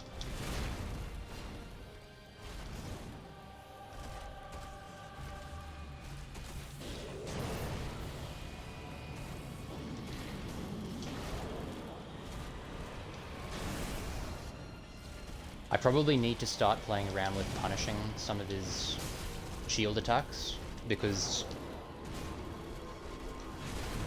I need to increase my DPS in the second phase, I think. That's interesting that that killed me, actually. That's pretty rough. But yeah, if I can increase the amount of attacks I'm punishing in the second phase, make it go a bit quicker, I won't have to deal with all that other flaming nonsense that's trying to kill me.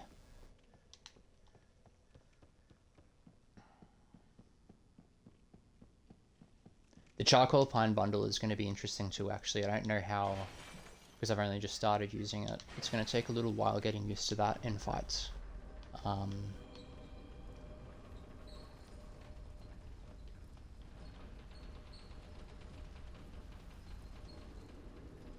Yeah, so I went left and there's the Great Shield guy, so I've killed him, and then he leads you to that new area. I forget what it was called, but what I'm trying to do with this playthrough is when I'm exploring an area, like when I've started exploring an area, if I get to a new one, I'll just default to continuing in the area I just was at, rather than pushing ahead.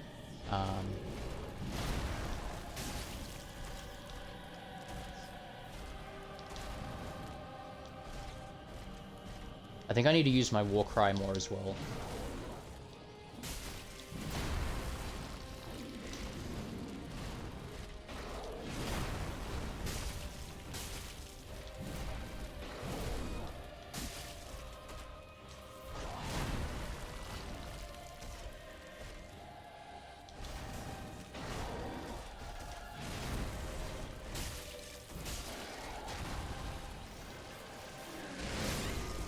Whoops. Okay, so I still can't be too close to him, I don't think. But yeah, that's what you're talking about, right? That's where Osiris is, if I go left.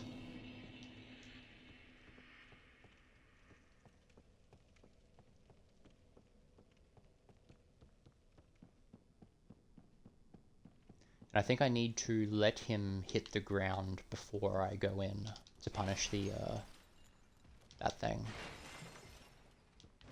I'm also thinking of going back to RTSR actually, because an overwhelming number of these attacks are hurting me. Unless I can confirm the beer, the blue tea stone ring, if that helps.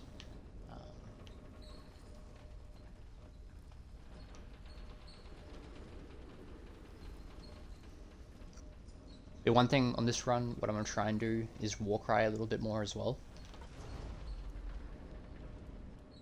Because that, I think, does actually a pretty decent amount of damage bonus.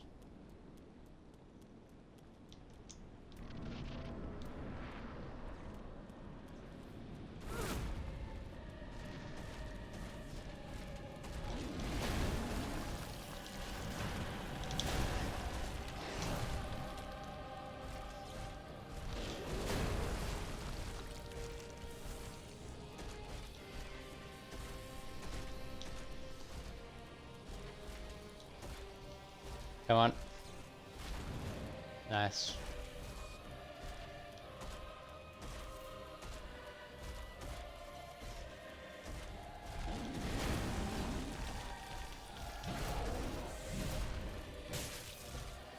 Really optimistic positioning there.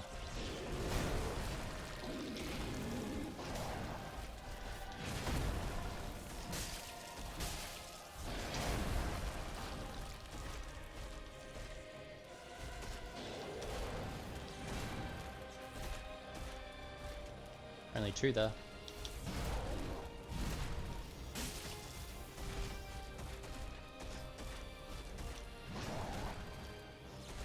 So I can punish that one that he does.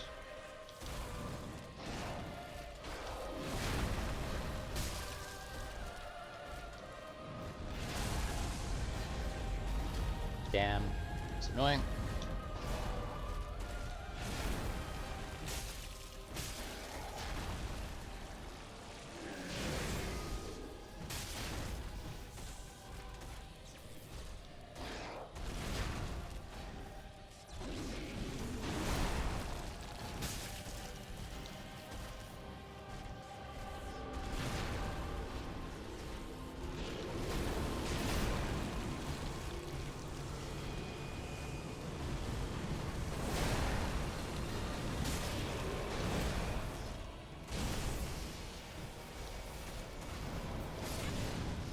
Wow.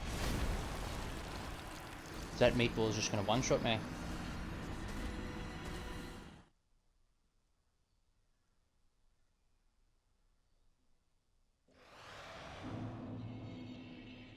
No, I don't really mind spoilers too much. But hold on. Yeah, we're gonna fuck this off. I don't think this is going back to crazy mode, I think, because, yeah, I think I still will probably heal. Yeah, that shield slam does an enormous amount of stamina damage.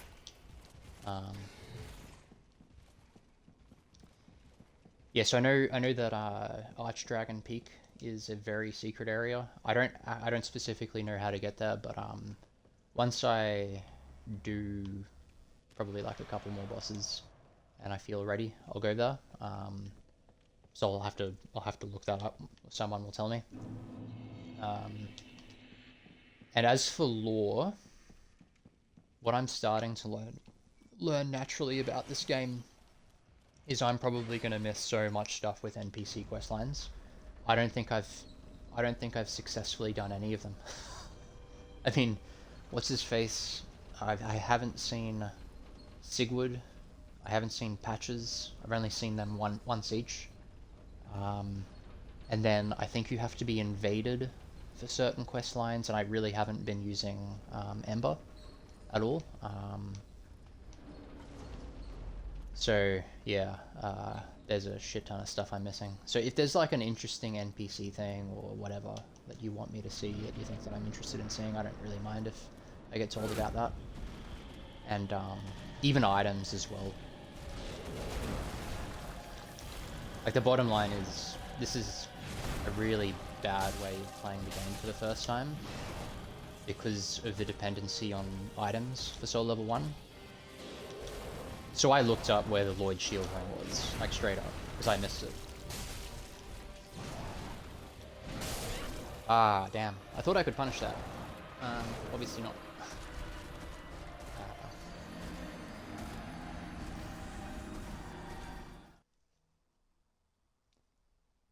Probably won't go for too much longer. Got a bit to do this evening.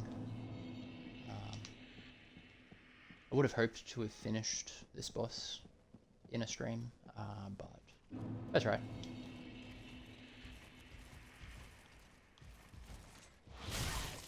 Okay, that'll be enough. Let's go away. Okay, so I'm between... Yeah, I heard that it was an emote. How ridiculous is that?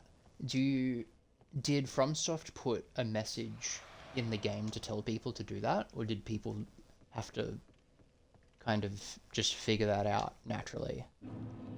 Because they do put in Ulasil Township in Dark Souls 1, I think the message where it says try light for the silver pendant, I'm pretty sure that's a dev message. I could be wrong, but I'm pretty sure it is. Someone figured it out. That is actually just crazy. I've been past the point, because that's after Irithil Dungeon, isn't it? Where you do that emote. That's ridiculous. Yeah, it's just crazy. It makes you wonder, although, because, you know, once, I don't really know how easy it is to look at the actual source code for the game. But I wonder what other secrets are around. Like, especially in Elden Ring, given how big it is.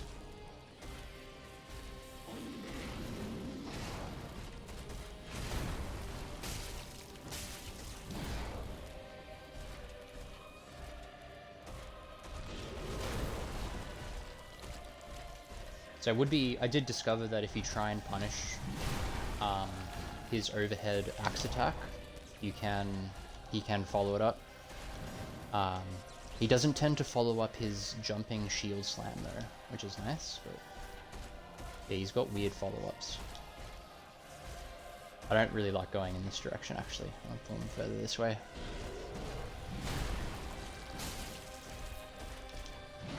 So I did try and... Oh, actually I don't know if that was one I tried to punish.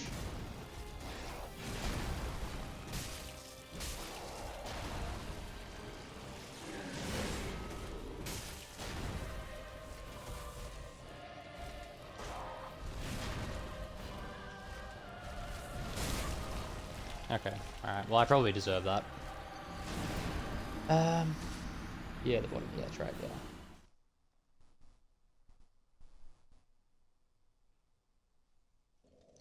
Yeah.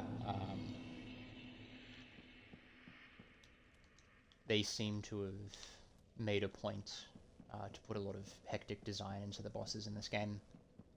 So far, the two hardest have been Dancer and Pontiff. For me.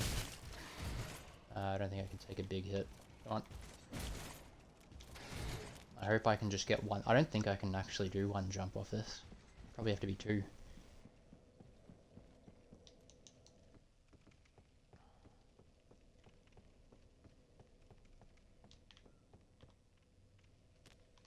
Yeah, two. Does increasing your weight, is that supposed to increase fall damage? Because I did put on the Wing Knight, is that what they call it? Yeah, the Wing Knight suit, which is huge, like it's a slow walk. And I don't think that it didn't really look like it was doing more damage. It's a pretty short fall though, so maybe it has to be, you have to have a bigger fall to feel it.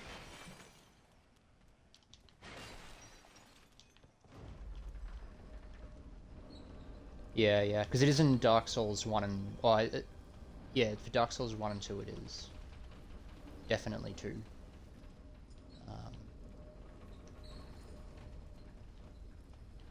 Then again, Dark Souls 2, just the base fall damage equation seems to be ridiculous. It's really, really extreme.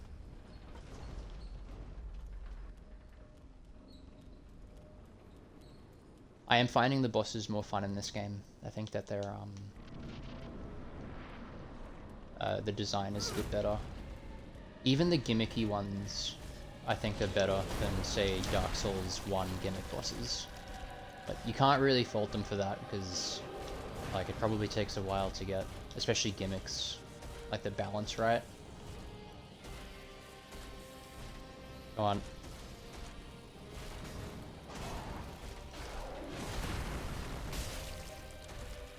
And just a bit too far away from him, off the dodge, to want to do 2 hits.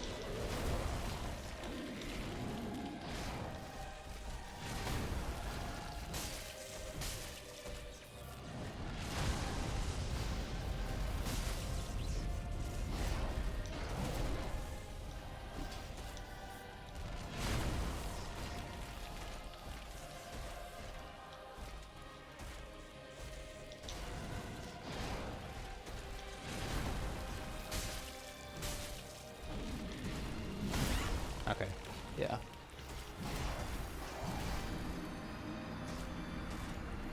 That was a really interesting follow-up. Um, his jumping, his jumping shield slam from standing still is very surprising. Um,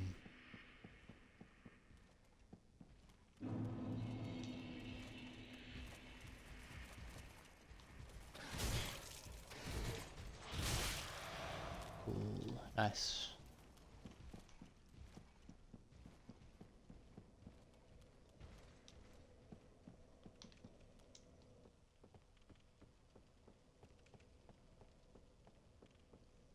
Hmm. Yeah, I don't think I've seen the Twin Princes fight yet. Um, the only ones that I've properly seen are Nameless King, Medea. Um, I think I've seen bits of all Freed's phases. Um, and Soul of Cinder, I think I've seen bits and pieces of it. But, actually, I've seen Gale once before as well. I watched on YouTube a while back, I watched someone was using Artorias' gear. I don't even know if you can get it in this game. I think maybe it was a mod, I don't know. But he had full Artorias set and he did the Gale fight, and that was very cool. Yeah. But I haven't really seen any of the bosses for Soul Level 1 and what you're supposed to do for them. I have seen a no-roll Medea though, that was pretty intimidating to watch.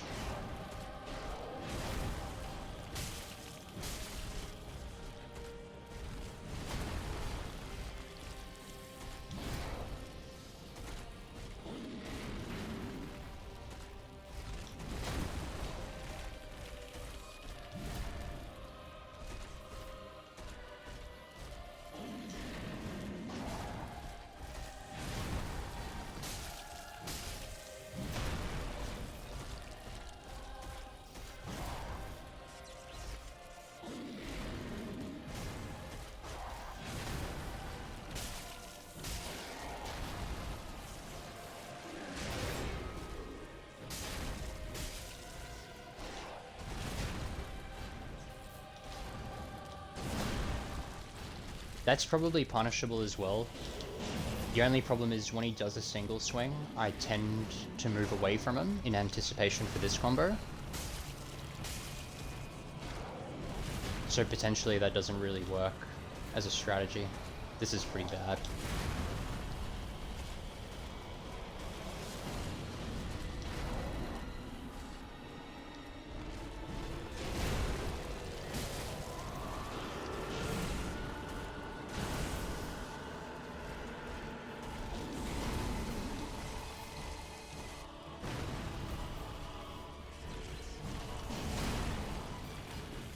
God damn it.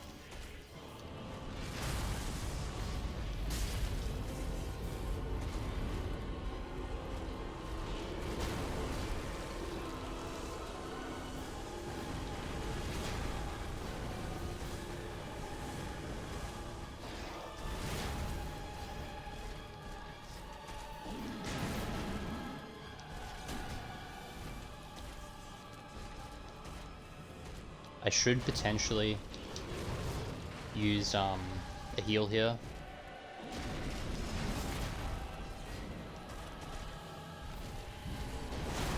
Ooh, a bit greedy, but yeah, okay, nice.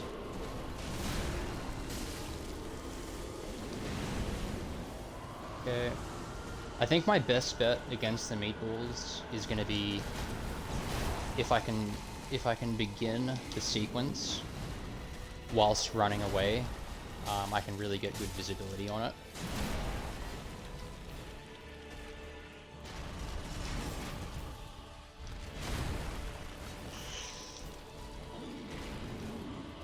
Come on, give me some good... Ooh, it's dangerous.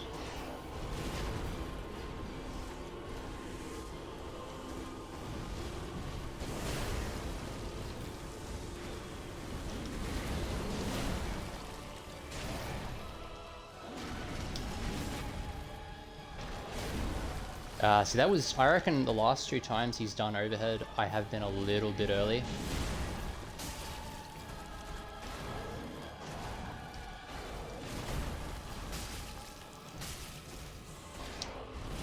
Oh no. Can get bent. Yeah. One thing that I really love about hearing people's perceptions of this game is how different people's experiences are with bosses. I have heard, though, I don't think I've heard too many people say that Gale is a bad fight. I think most people like Gale, but some people hate Nadir. And I know a lot of people really like, well, actually, I don't know. I think I mean, Nameless King and Soul of Cinder, when they first came, or when the people first started looking at Nameless King, he was just, that's when I first heard about, that's when I first started watching Dark Souls videos. He was just, you know, massive clickbait on YouTube. Everyone sort of loved it. But I have heard a lot of, like, I try and avoid watching Dark Souls 3 streams, but whenever I watch a prolific streamer, they'll sometimes remark that Nameless King has sort of lost its luster. Yeah, that was pretty close. Oh, that was not an attack I should have died to either.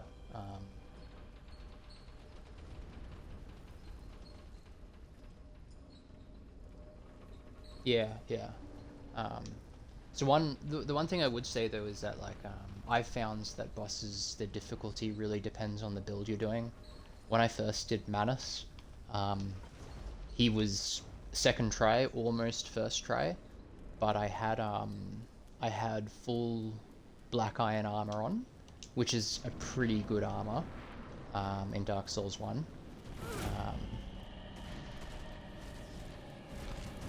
It's considerably more damage resistance than Elite Knight armor, and it's much lighter than Havel's.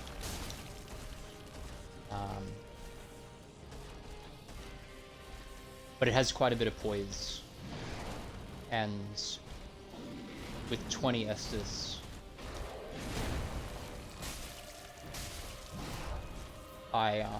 with 20 Estus, I could pretty much just stand next to Manus, wailing on him with my claymore, and healing, and not getting knocked down, and I just melted his health bar, and he just couldn't do shit to me.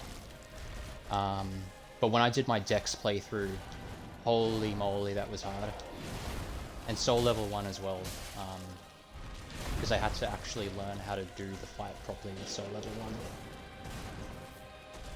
Okay, don't want to follow that up.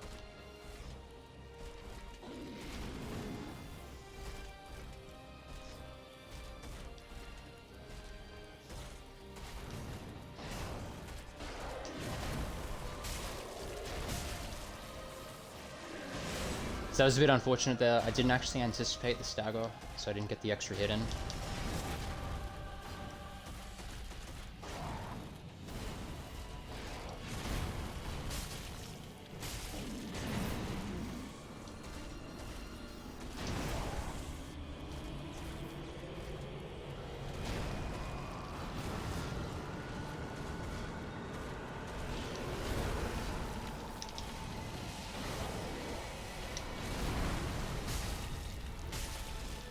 Going for the punish there was kind of greedy, considering I didn't know what was going on with these dragon enemies.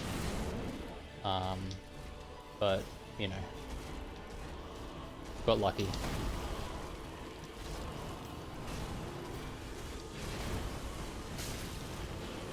Ooh.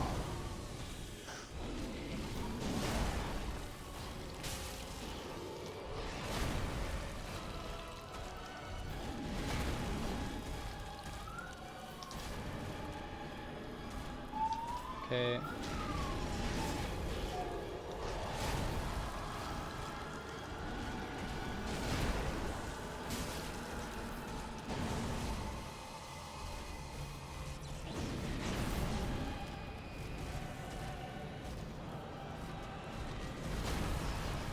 I wish you could punish that attack reliably. Even, I don't think I'm going to be doing that again, actually. I think that's a really bad idea.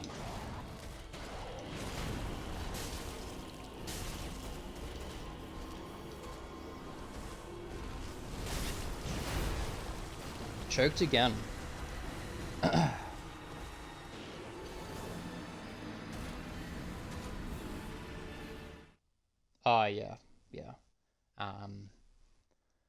One thing I think to note about the first 2 games with Soul Level 1 is that if you're using the correct gear, particularly in Dark Souls 2, there really isn't much that you have to worry about with regards to one-shot across the whole spectrum of attacks. Fume Knight's pretty close in his second phase, but in fact I think when I did it, that being said, I did Fume Knight without Ring of Embedded, so potentially if you had that, you'd be able to take a hit. But yeah, Dark Souls 1, even Artorias, you can afford to take a few hits on him.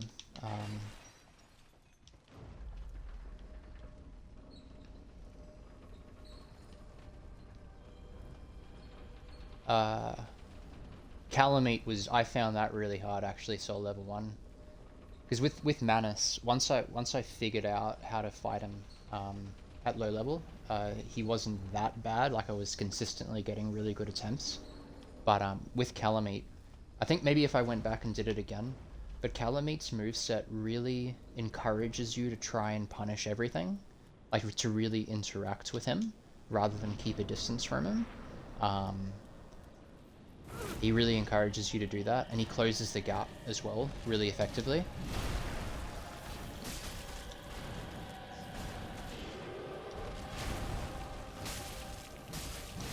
Okay, I probably deserved, honestly, to die right at the start of that fight. So, yeah, I don't mind that. Yeah, yeah, it wasn't that bad. I found Dark Souls 2 more challenging. Well, I found the DLC challenging part of Dark Souls 2 at level 1. Even Dark Lurker wasn't as bad. Like, wasn't anywhere near as bad, as hard as the DLC bosses at level 1. Very punishing fight, but what I found was you can really dance around them, and they pretty consistently, he'll do that thing where he disappears for whatever reason, and when that happens, if you're really close to the one that hasn't disappeared, it'll just trigger his silly sword attacks, which are a joke, and you can really do a lot of damage. Because you don't have to dodge any of those sword attacks, it's one of the easiest things to no-roll. You just circle strafe it and you get a bazillion hits on.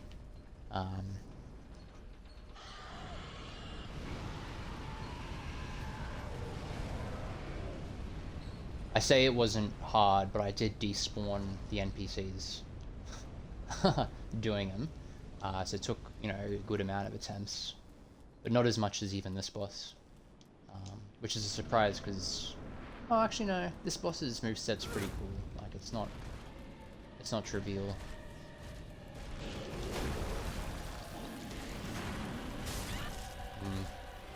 Yeah. Choking a little bit.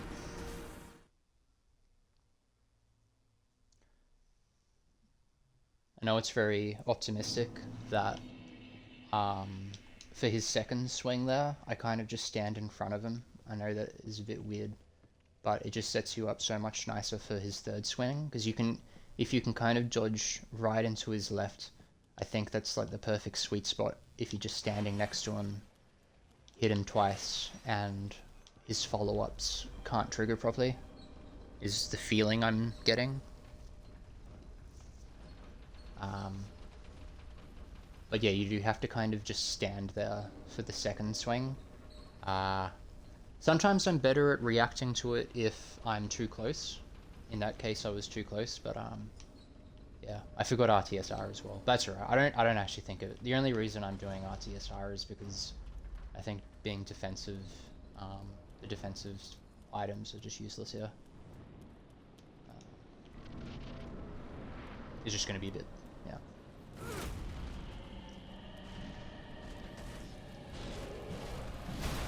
I'll have a look at those messages shortly. Okay, I'll look at them now.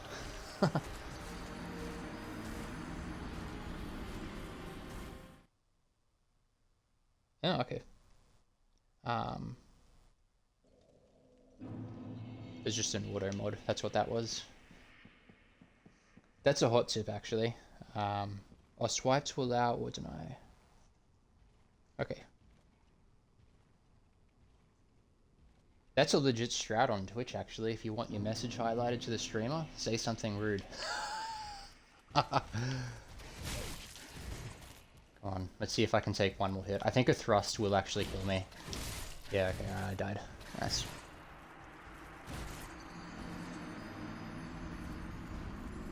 Well, he's the last boss of the game, so I certainly hope that I can get past him.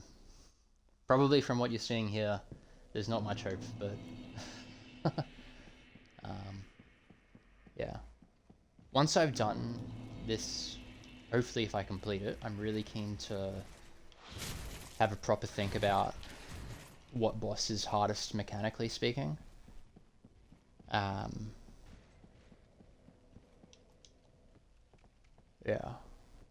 But it's interesting though, because like if you use cheese strats, or even if you just use basic, oh what am I doing? Basic strategies, like you know the videos I watched on Dancer, you kind of avoid having to interact with them a little bit. But doing this blind I think will be really good. I'll get a really good appreciation of what's actually mechanically hard and what isn't. Like for example, this boss I don't think is very mechanically hard, but it's just ridiculously punishing. And yeah. Doing this and streaming though, like I've got a renewed appreciation and respect for anyone who streams Dark Souls and tries to talk during fights, because it makes them fucking hard.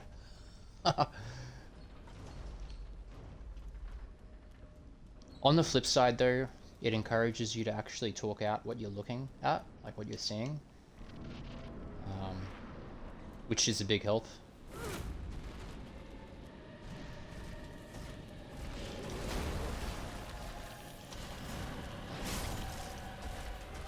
That was the exact same script that I've already been hit with, that I was just talking about. But I've got a theory on how to avoid it.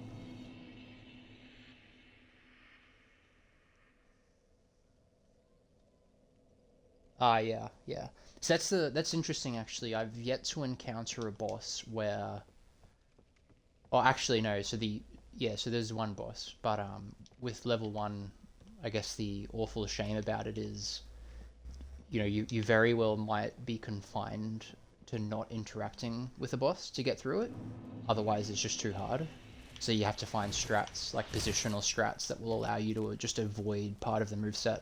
A good example of that we've already talked about is Manus. So with Manus in Soul level 1, being near him is just insta-death.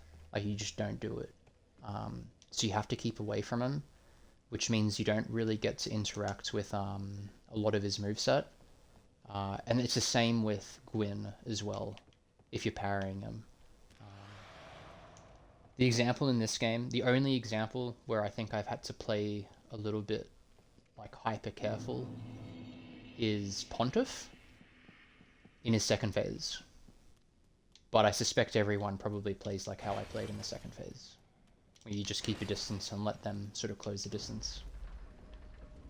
But this fight I'm kind of being more careful than not as well. Alright, okay. I mean, look, if I kill him and you're not around, I'll probably highlight it because it's a cool fight. And if I'm doing it this way, I'm doing it hitless, which is nice. So, but I will try. I will stop talking, actually.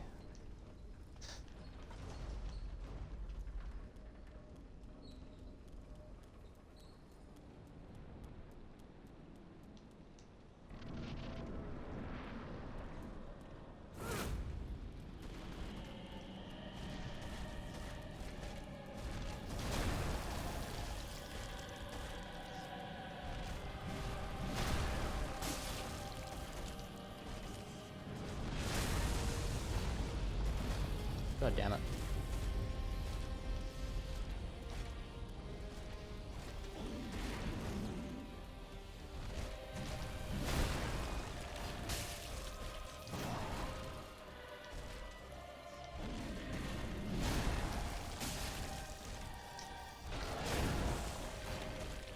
Could have been death.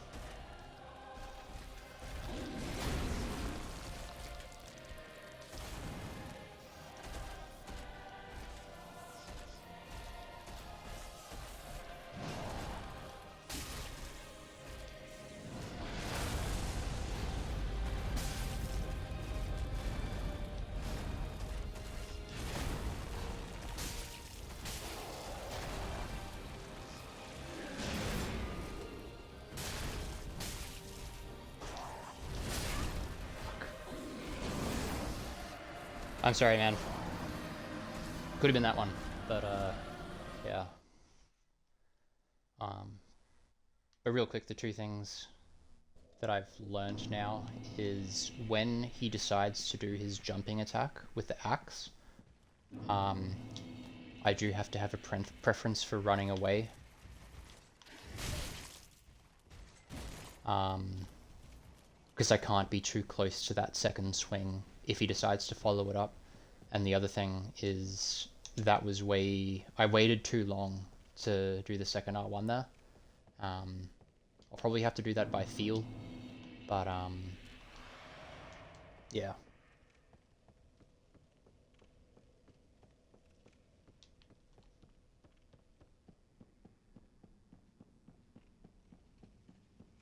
If you are starting to tap out though, let me know and I'll probably call the stream, because I need to do things as well. And I'm not too hyper fussed about not finishing a boss on a stream. Just do it next time.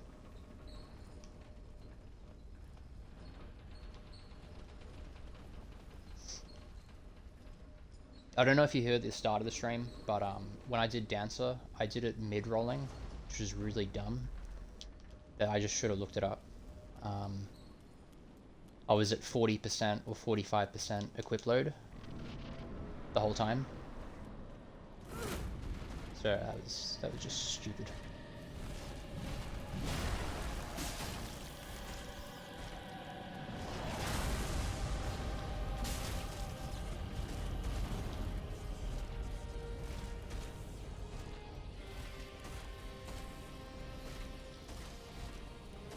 Come on, give me something interesting.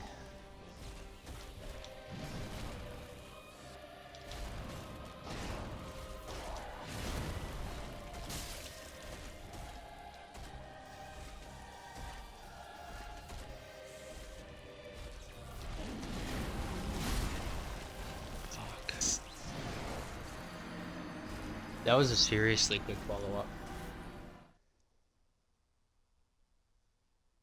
Yeah, nasty stuff.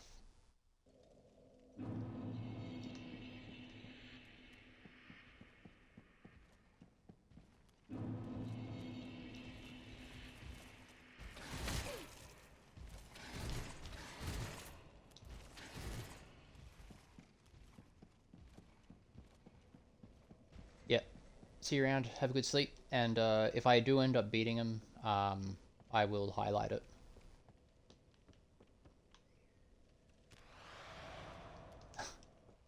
Okay, I'll have one more go, and yeah, we'll come back and yeah, I'll probably call the stream after this go. I did promise that I would stop if you bow out, so.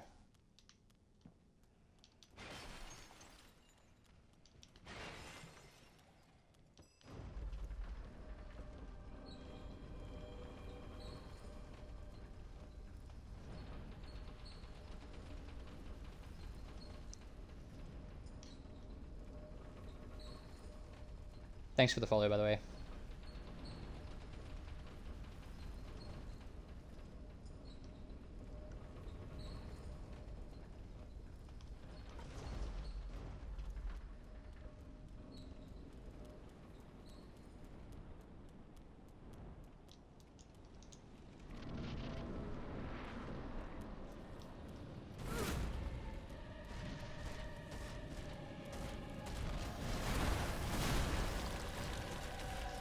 That's ridiculous.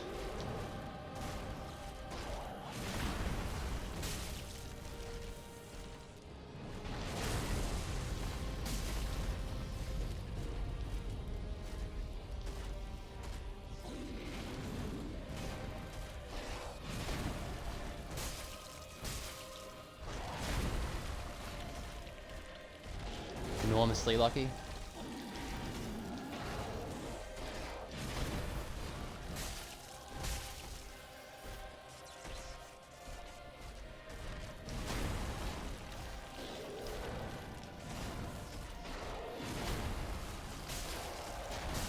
Shit.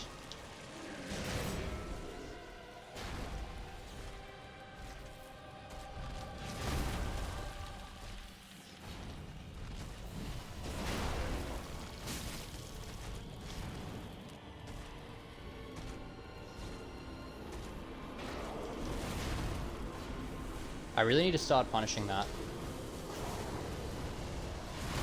I'm not gonna try and attack that. That's frustrating, but you know.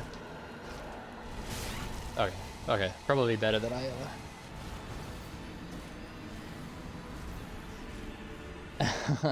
yeah, that's how I felt against Dancer.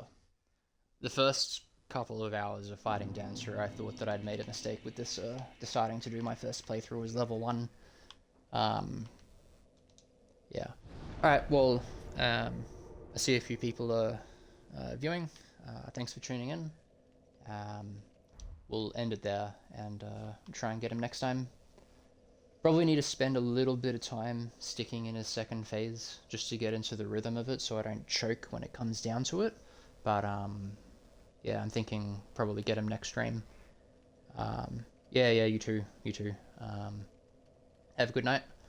But yeah, if you want to check out some of the other good kills, Aldrich is a good one for anyone who has a spare 4 minutes. I start out that highlight with a ridiculous previous attempt. Yeah, that was, yeah, I saved that video as well. Really miserable stuff, how I ended that previous fight, but yeah. Alright, well, have a good night, everybody, and hopefully catch you all in the next one. Actually, you know what? If there are still viewers here, we might as well actually throw a raid down if I can find any. Although I don't know if I follow many people with this account. Let's just look up Dark Souls 3.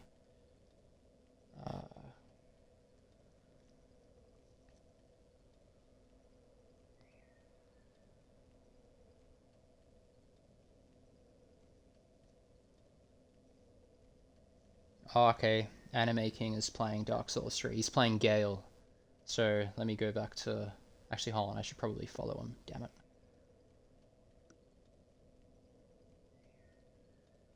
I think Anime King's probably... This is actually the end of his playthrough. So let me go back to this.